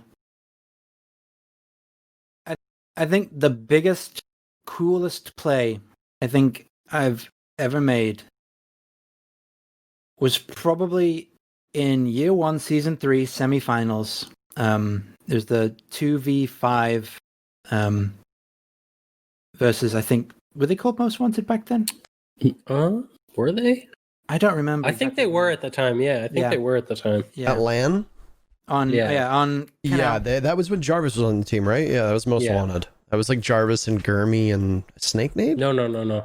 It was like the Orbit roster. So it was Jarvis / K9. Yeah, they were Most Wanted because the only time I remember seeing Jarvis at LAN prior to the last couple LANs he did, he had a Most Wanted shirt on. Yeah. So yes, sorry. Yeah, that for me was like the play that kind of moved my career forward in sense. Like it got my name out there more so. Because like a lot of the times in the early days, like the big killers, the big players, the people that put the frags on the board, they were the ones that were really spoken about. And back then, like NA was a really hyper aggressive region, and EU was a lot more strategical. And it was a big clash of titans. And overall, like I still remember it to this day. It was a very, very memorable moment to me. And there was the big high of it, and then there was like the awkward moment where I think Alem jumped on me and hugged me, and like he pulled my pants down on accident as he jumped on me. So there's me, like the team's all like hugging around, like, hey, let's go, and there's me like, pants, not on stream. You didn't get to see that one. Because I think I'm like towards the back of the hurdle, but that was very funny. Bartosz is saying accident. Yeah, accident. Another one was against Market. Or at least I don't remember what they were called back then. It may have been Market. It was on Oregon. And I think Leon was on the team. I think it was either me and Lackey or me and Leon. Orglis. They were called Orglis at the time. 2v4. We did this like an insane like map rotate for attacking basement. It was me and Leon. Is this the Paris Major? No, it was just a regular league match, I think. And I want to say that Kix was casting it because I think Kix picked up on it and lost his mind, but I could be wrong. it was Pro League. Yeah, we were losing like 1-4, and then we brought it back to 6-4. And the round that we won it with was me and Leon in a 2v4. There was like a guy. There was like two players upstairs. There was 3 roamers and 1 guy on site.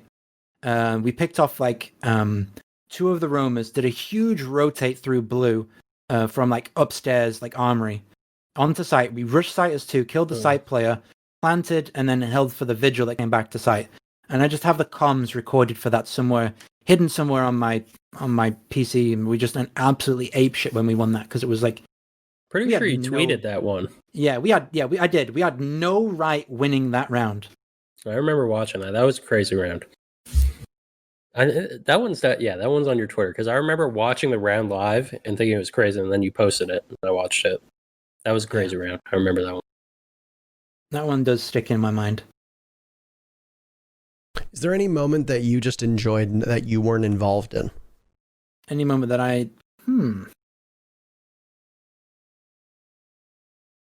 There's been moments where I've like chuckled and laughed and that I remember, and some of them are pleasant, some of them are unpleasant for people here in this chat.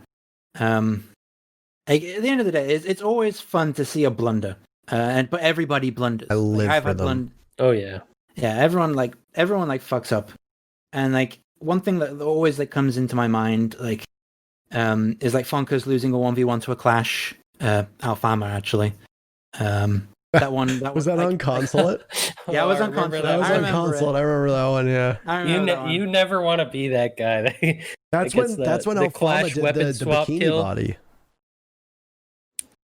What, like the clash weapon swapping, turning around? Yeah, is that when Alfama did the bikini body on him? Is that what it's called? Is that called the bikini body? We just call it like the weapon swap, like the flip. Like we called it the bikini body because the first time it ever really went around was he did it in a video where he did like a whole whack of videos right as Clash came out where he would do the Ninja Turtle, put the thing on his back and then just immediately swap and pop ya. And everybody started calling it the bikini body strat, all of like his fans. So we started kind of like mocking bikini body but also like praising him at the same time by calling him that. And it just kind of stuck for us. Yeah. Another good one was Helby reminded me just then in the chat, is that Feral's jump out on Cafe. He jumps out of we call it ticket booth, but it's like the mini bar inside a piano. He jumps out that window, gets a double kill, jumps in the bakery window, wall bangs towards the bakery main door and gets a 3rd kill. He runs into the hallway to red stairs, stands still, and he's like, "Oh, my game froze." I'm like, "Why?" And he ends up dying. He's like, "Oh, it just froze. It just froze." It's like, Feral, did you try and shadow play clip that? It's like, no. Did you just die because you tried to clip your 3-piece in the middle of a match? No. What do you know? Just happens to be a clip of it, though, that he shows to us later. Got the clip? Yeah. Won the round at least, right? Yeah, I think we did, yeah. There we go. I mean, he got 3 kills and then he got traded off by the game crashing. I'd say that's worth it. Yeah, game crashing. Yeah. That was another fun one. Troy, do you have a question? Yes, I do. What was going through your head in the last round of that DZ game, and who are your favorite players to play with? So one thing that no one prepped me for is how stressful it is being a coach. Because at the end of the day, like I'm sat in the TeamSpeak, so like you don't know this. There's like a Faceit hosts their own TeamSpeak with admins in every channel to try and enforce like coach no speaking rules and things like that. Yeah. So I'm just there listening to the comms, and remember, like I don't get a live feed either. So I'm watching the round previously, and all I have to go off is the comms. And these guys are getting super hyped and like super calm and super nervous and all these different emotions, and I'm just trying to close my eyes and try and visualize am I going crazy again? No, it's fine. Don't worry. You'll be fine. It'll sort itself out. I'm just going to leave it for now. It also blocks off Troy, so 2 birds, 1 stone. Nice, man. Sorry, continue. It's extremely stressful, and especially when all that pent-up stress leads to a loss as well. It is very deflating, unfortunately. In my time, one of the things that I've always prided myself on is that I can take a loss. I can finish a game, lose it, and wake up the next day and feel completely fine. I don't get overly emotional on losses. I get emotional on wins, but losses not so much. But when hearing their deflated voices after they lose the round and then watching the round back in real time afterwards, like I write notes on every single round. Usually a map is like an A4 sheet of paper of notes. And it's really upsetting that I tell them, like, guys, go take 5, come back and we'll have the debrief and go from there. It's unfortunate, but as far as like favorite people to play with, my favorite person to play with is actually currently in the chat, and that would be Leon. I have a lot of good memories made with Leon, playing with him, alongside him. Essentially teaching him how not to be an extreme ranked monkey that he was originally. That was fun. Yeah, I was there from the start of his career, and he's moved on to bigger and I can't really say better things because Rogue isn't doing too hot right now, but we'll have to see. Rogue, the eUnited. Yeah, you can say that. I had to get that in there now. Yeah. Come on, man. Not anymore. I know. I had to. So my question is for you. You already answered it in a longer way over the span of a couple questions, but succinctly, what is the difference between Phase 1 eUnited and Phase 2? The difference is how the team is ran in terms of leadership. Alfam is the IGL now. And we are more so playing towards the meta instead of against the meta in an extremely harsh way. One thing that we have done very successfully is take time in the round to actually talk about what is where and how we want to get rid of it. There's a shield here. There's an ADS defending it on drone. Here's how we get rid of it. Here's how we do it. The IGLing has changed from, all right, guys, let's do this. Okay, and then let's just run around and then we'll take it from there. It's literally step 1, talk. Step 2, talk. Step 3, talk. Execution. It's much more regimented. There's more structure to it. There's more of a formula behind it. I don't have many rounds where players are confused about what's going on, and that is a dramatic improvement over Stage 1 EU. Hopefully, the issues that we have currently can be worked on over this off season. We have a lot of time to work on it, so that should be good. But overall, it's night and day difference in my mind. Definitely a lot better, to say the least. Yeah, I mean, I'd agree from watching and playing. So, yeah. My question now, what distinguishes a great IGL from merely a good one? You see, when it comes to Siege these days, you can't necessarily have just one person that makes all of the calls. It has to be like a team effort. But every team needs a head IGL. And what makes a good IGL, or what makes a great IGL different, is the greatest IGLs are happy to take criticisms, compliments, or comments from their other teammate. The worst type of IGL is an IGL that thinks that they are right and everyone else is wrong. We're going to do it my way, or we're not going to do it at all. The best IGLs have always been the ones that have taken on board their team's ideas. The best IGLs are the ones who have always been able to calmly and concisely convey what they want. They can get to the point really quickly. The best IGLs are the ones that can lead their teams through stressful situations and actually talk a team through a 2v4 round. They can talk the team through a 1v3 if it's required.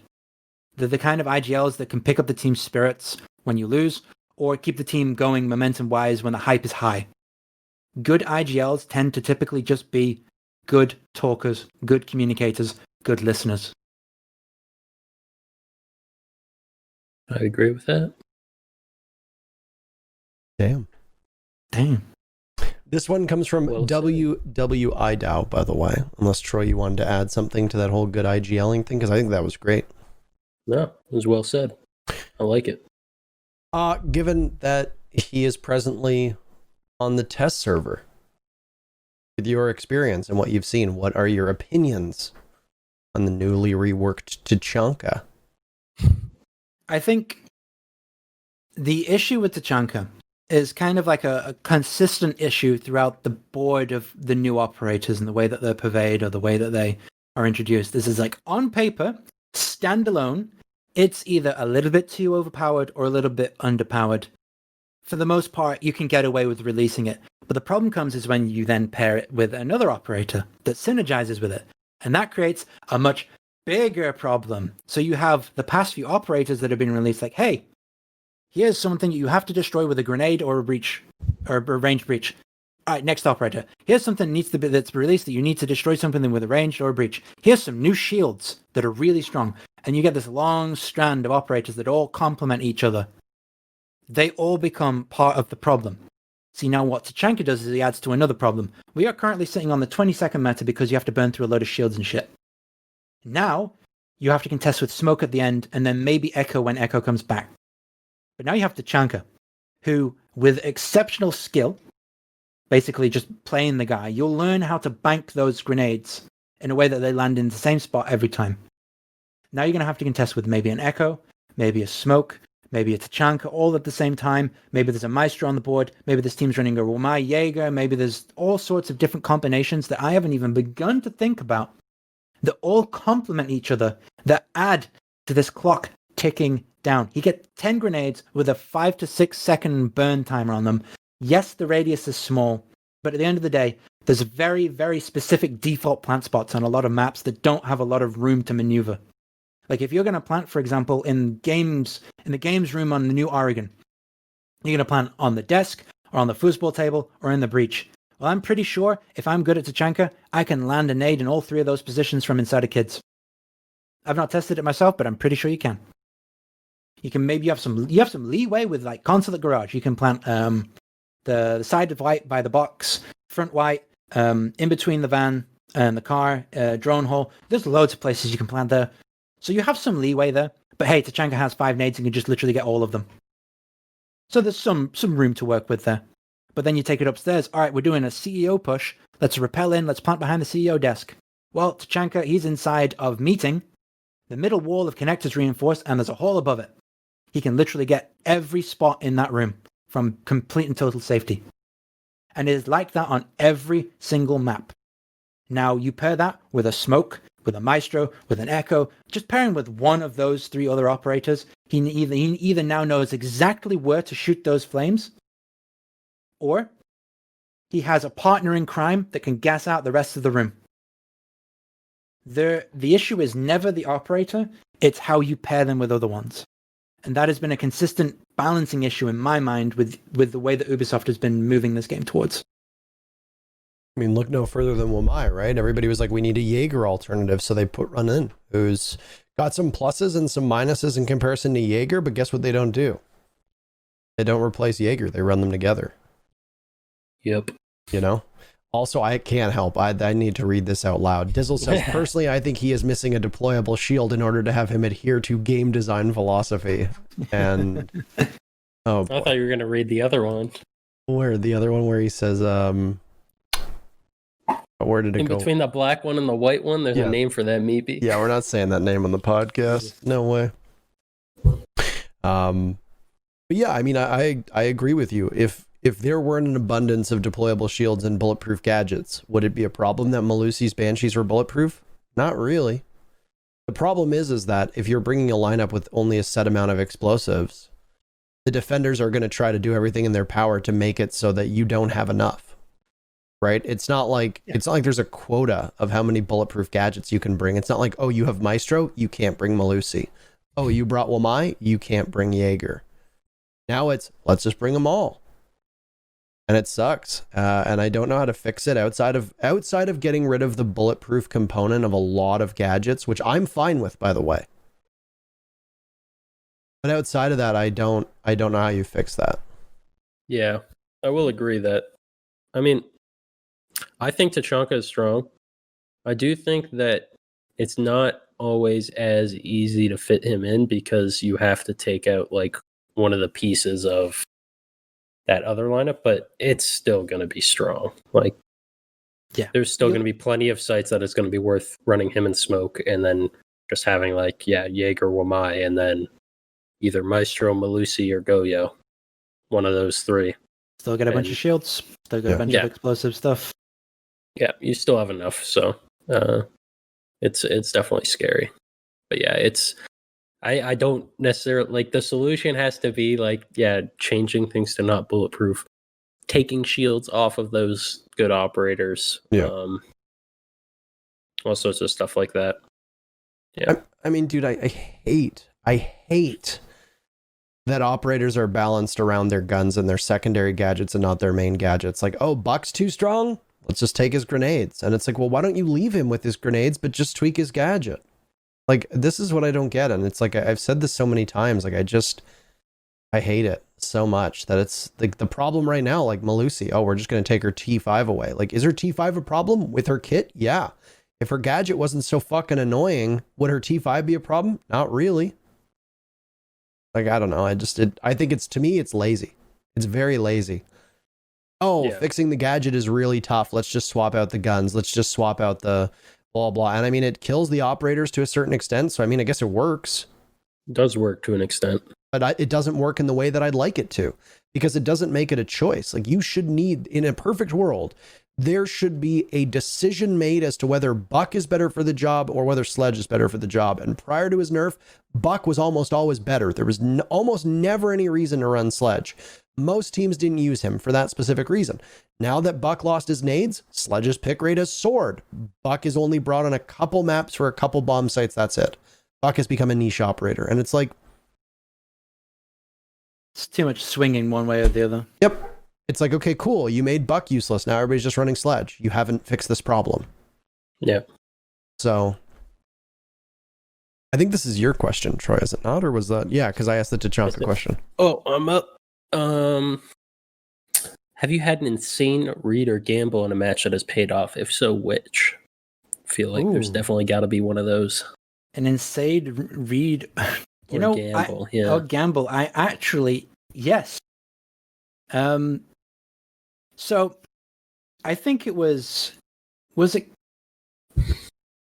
Panky. This is going all the way back. Because Panky said, one thing you could always do to really throw off your opponent on the first round of an official match is to rush.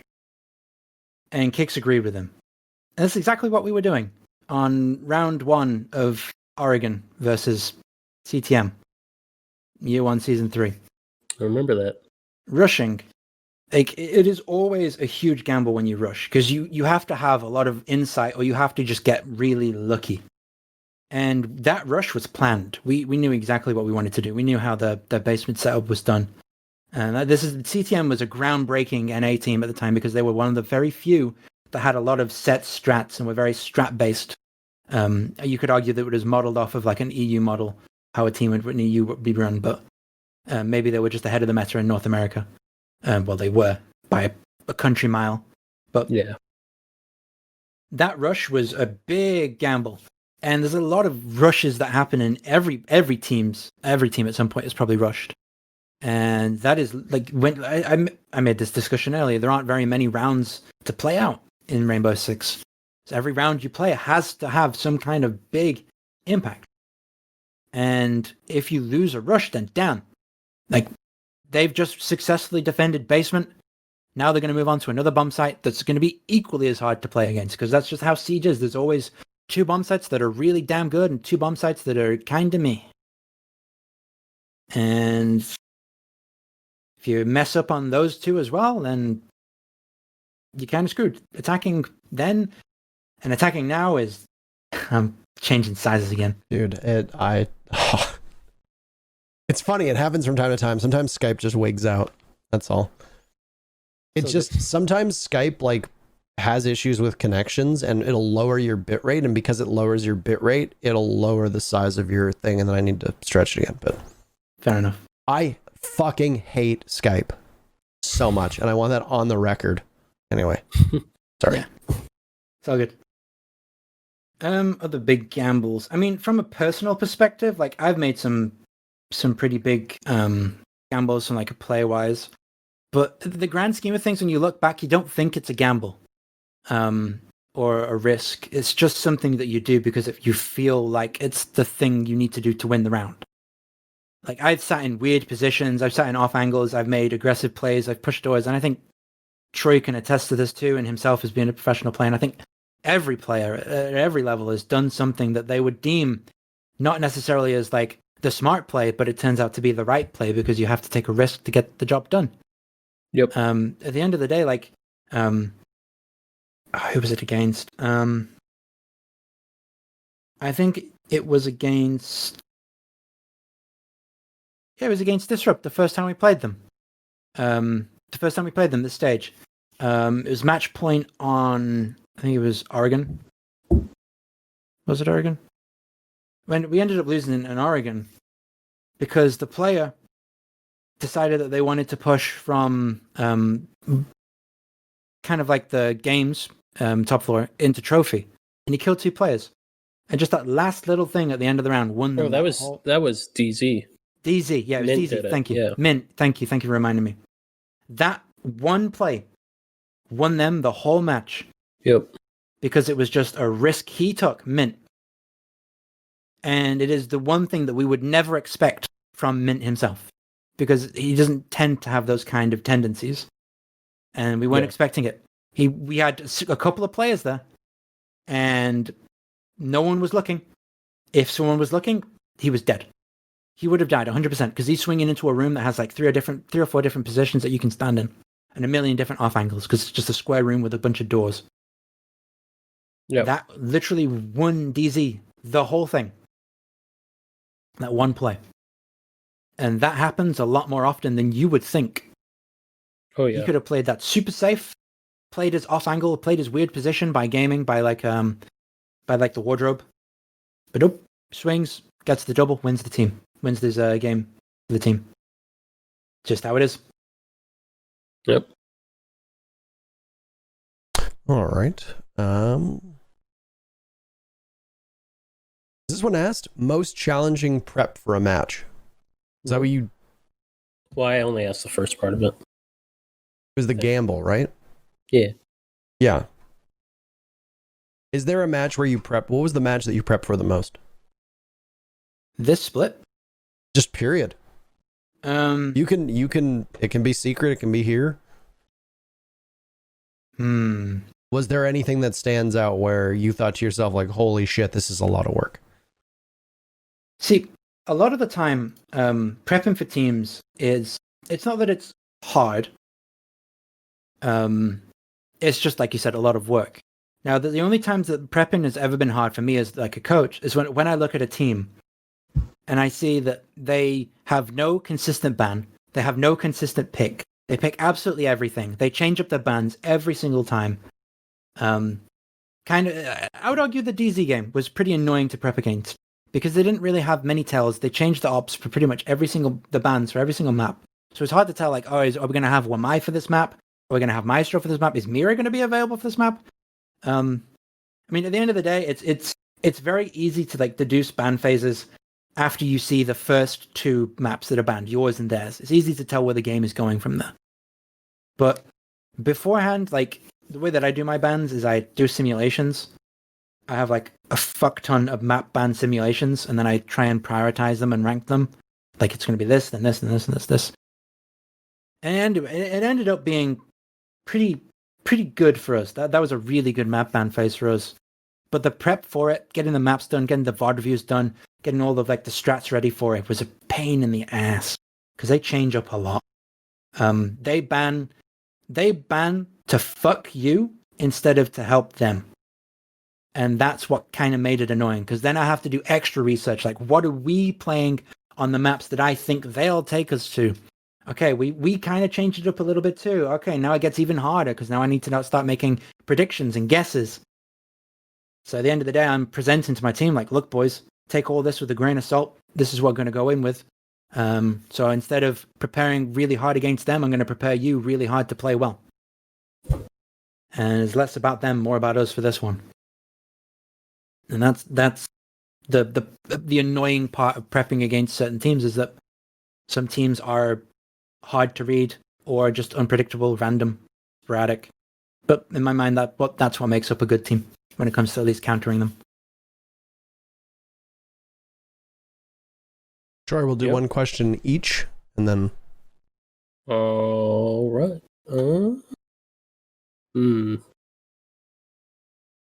Wait, did we ask this on stream or not? I don't think we asked this on stream, so I'll actually ask it because I think it's a good one to ask. Do you plan to move to NA when the LAN League starts up? I do not. Straight up, I've spoken with eUnited and all that good stuff. They're perfectly happy with me to reside here in the UK. I feel like I can still do my job at the highest level I can here. Obviously, I'm not going to be stood behind the boys when it comes to the LAN League, but at the end of the day, what matters is my ability to coach them. Doesn't matter where I am, doesn't matter how I do it, so long as I'm doing it to the best of my ability. I feel like I could do it here. I could do it in any country. But may as well do it in the comfort of my own home. Fair enough.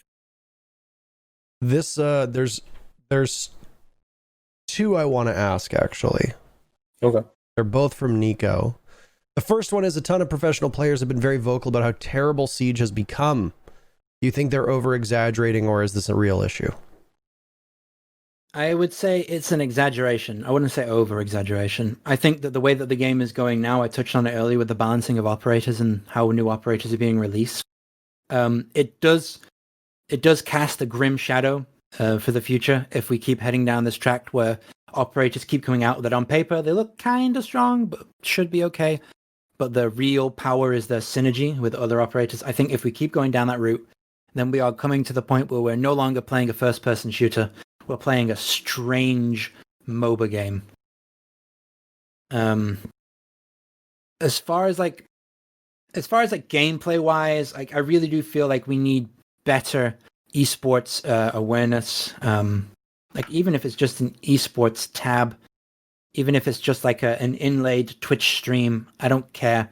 Just something to get people actually more invested in actually watching Siege. There's too much Siege right now, which is definitely a thing, but there's so many different ways you can actually get people watching the professional leagues. It could be something as simple as 5% of people in chat get an alpha pack at the start of every map.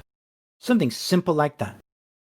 But overall, there are some issues in gameplay-wise, not necessarily on balancing, but just on bug fixing that needs to really start taking precedent. I don't know. There's room, we as players, and I'm sure you as a caster, and I'm sure the viewers as viewers can clearly see that this game has some issues. And issues are issues, but issues become problems when they are left to fester. And that is where we're heading towards. And that it is as simple as another operation health that needs to happen in my mind. Yes, people will grumble and growl at it, but at the end of the day, you can still release a new op, but then just devote 2 or 3 months just to fixing bugs, just to appease the people that want more stuff, and just to appease the people that want fixed stuff. You can have best of both worlds. It just requires a little bit more work, is all. Yeah, I agree with that. I think the one thing that was talked about, and it was actually talked about on a Logic Bomb podcast as well, was that sometimes overpowered operators don't align with player frustration. You can have an operator, I remember talking to a Ubisoft dev at one point about Lion. Lion had a 100% pick rate, if you recall, in NA Pro League for, I want to say, a couple play days until Rogue didn't bring him on one round. And that was it. And that broke the 100%. But I remember reaching out to them and they said, well, Lion's balanced. This is not a joke. They said, well, Lion's balanced. This is the closest we've ever been to seeing attack and defense on the same wavelength. And I said, if that's how you're measuring balance, we're in big trouble. Because just because the attackers and defenders on paper are winning the same amount of rounds does not mean that the game is fun. It does not mean that the operators are working. It does not mean that the operators are the culprits behind that. And to just say that blanketly, well, the game is the most balanced it's ever been, that seems to miss an awful lot of points and an awful lot of nuance. And, somebody the other day on Twitter said that Somebody the other day on Twitter said that apparently devs have told them that they don't think there's an issue with clearing utility, that the attackers have enough tools at their disposal. And it's like I have faith in the dev team, and I feel like I get called a shill often because I typically defend the devs because I know that they are decently aware of the problems that the game is having, but they are just reluctant to make sweeping changes because unfortunately the casual side of this community freaks out the moment you touch a thing, for good or for bad. And at the end of the day, the casual community represents over 80% of this player base. I get it. But the problem is that as the devs, you kind of just need to tell them to shut the fuck up and just make changes. Like, the casual community will whine about things and say that it's overpowered, and then guess what? It's not. They'll freak out, and then everything will be fine. And the pros do that too, for the record. The pros will freak out over shit and then say, oh my God, this is going to kill the game, and it doesn't. And things are fine. Things might be a little worse. They might be a little better. Who knows?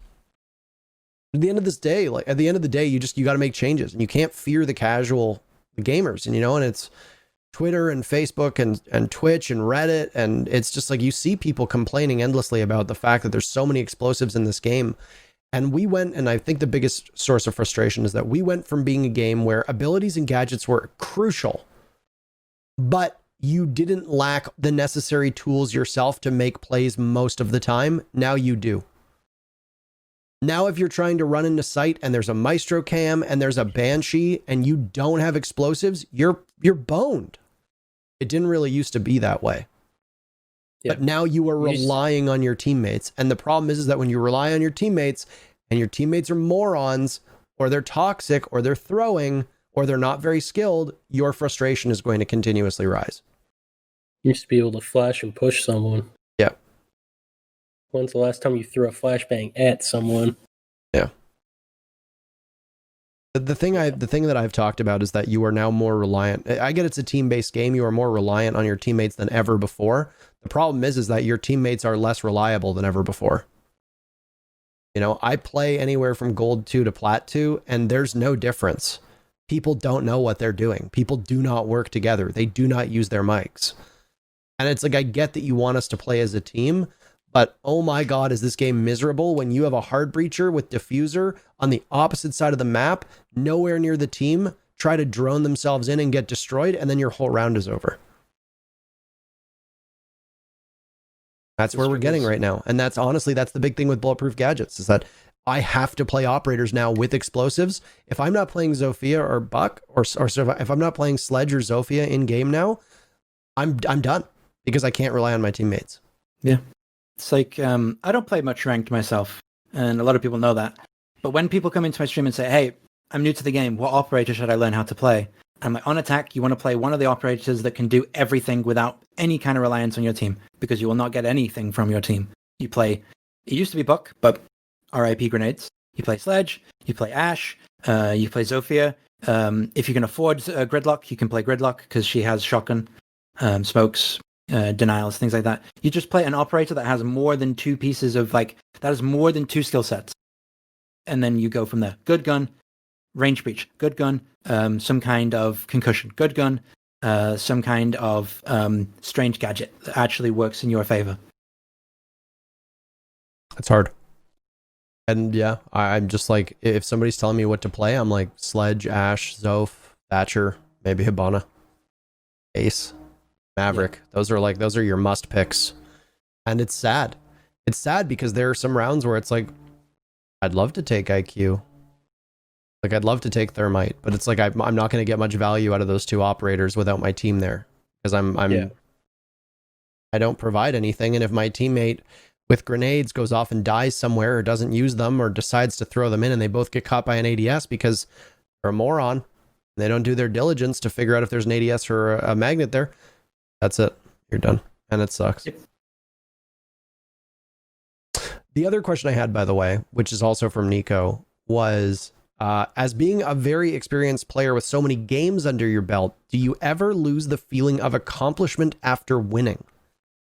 If so, how do you bring that back? Surprisingly, no. I mentioned this earlier, but I lost the feeling of losing, strangely enough. I never really got upset after a loss, but I'd always get really hyped up after a win. And it was always a strange thing. Like, one of the things that I was always really good at is just dealing and handling with the stress and the pressure of being on a stage, winning or losing. It doesn't matter. And I never really found that the hype of winning never left, but the defeat, the feelings of defeat, they left pretty quickly. And I'd probably attest that to having kind of like a roller coaster career, shall we say. I got used to like losing poorly or winning pretty spectacularly, I suppose you could say, pretty early on in this game. And I realized real quickly that if you're really down in the dumps after you lose, then that clouds your mind. You start to think like, why did we lose? How did we lose? Is it because we're bad? You start drifting towards those more negative thoughts, and instead of being more productive, like, okay, we lost because we didn't have a drone in this room and we needed it there. We lost because this guy missed his shots, and sometimes shit happens. That's just how the game goes. You got to take the good with the good and the bad with the bad, and just take it as it is. But obviously, winning is really fucking fun, really hype, and it really helps to have hype teammates. So that hype of winning never goes away. No matter who you are, no matter how good you are, no matter where you are, where you've came from. But I think when it comes to losing, I'm a bit weird, and I guess unique in a way. I would say so. Losing sucks. Idea for a t-shirt. It has not gotten Losing easier stinks. for me. Yeah. I think in my career, the hardest loss was Croatia, because that's the first time the first time I had ever been first rounded in an event ever. And it just made me realize how absolutely little there is to do in an event after you get first rounded. There is nothing to do. Nothing. Drink. Yeah. That's about it. You know, like that was me at rally. Lost in groups, and it was boozing time. How many bars can you hit each day? That's about it. I mean, I guess it is. You can see the city. Like, that's my thing is. It depends where you are. Yeah. Yeah. I mean, Raleigh is not exactly the place that you're going to be touring around. But Paris. Oh yeah. You know. I will say it depends on people too. Because some people, they lose and then they, like, we talked about it with Uno, actually. He said, like, he's lost before and he just wants to, like, sit in his room and sulk, kind of, you know? Yeah. But he said, like, that he regrets that now and would rather just kind of go out, experience the city, have a good time, whatever. Yeah. Because you're going to, like, you're stuck there anyway, so you might as well enjoy it. It's hard for people who aren't hyper competitive to be in that mindset, right? You spend months looking forward to this moment and then you just get blown up. Yeah. It's a challenge for people who don't compete to try to, you know, like, it's liken it to something you really, really, really, really, really want.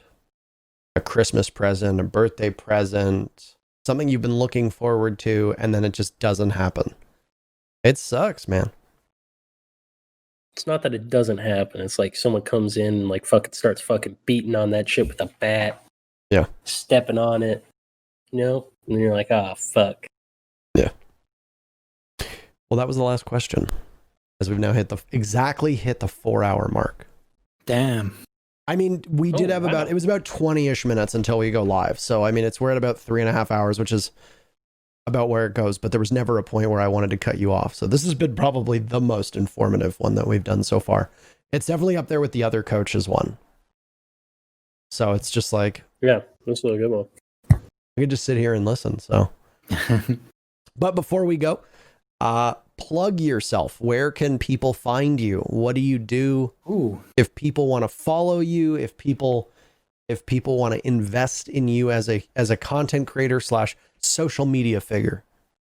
Sure. Well, my Twitter is meepeY_R6. Unfortunately, meepeY is taken by me, but Twitter won't let me remember my password. And you can find me at twitch.tv/meepeY for my annual stream. Make sure you do follow for that one. It is a banger. It's probably going to be VR. And you can find me on YouTube just by typing meepeY. There you go. So make sure to give me a follow. I tweet something at least once a week. So keep an eye out for that. At least once a week. We will, as always, with all the guests, we'll have your info and your links down below.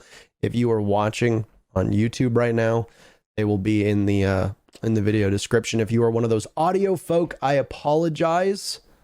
You'll have to come to the YouTube video to find it, or go back and listen to what meepeY said and type it in manually. But good luck, by the way, with eUnited. Good luck in the 6 invitational qualifiers, and then in the next stage. I guess technically I guess it won't be stage 3. I guess it'll be year 2 technically. Technically.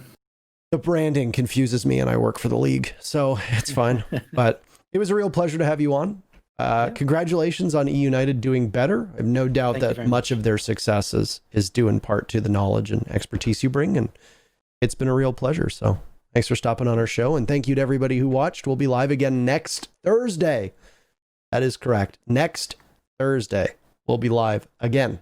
We'll see you then. Enjoy the rest of your day. Thanks for having me, guys.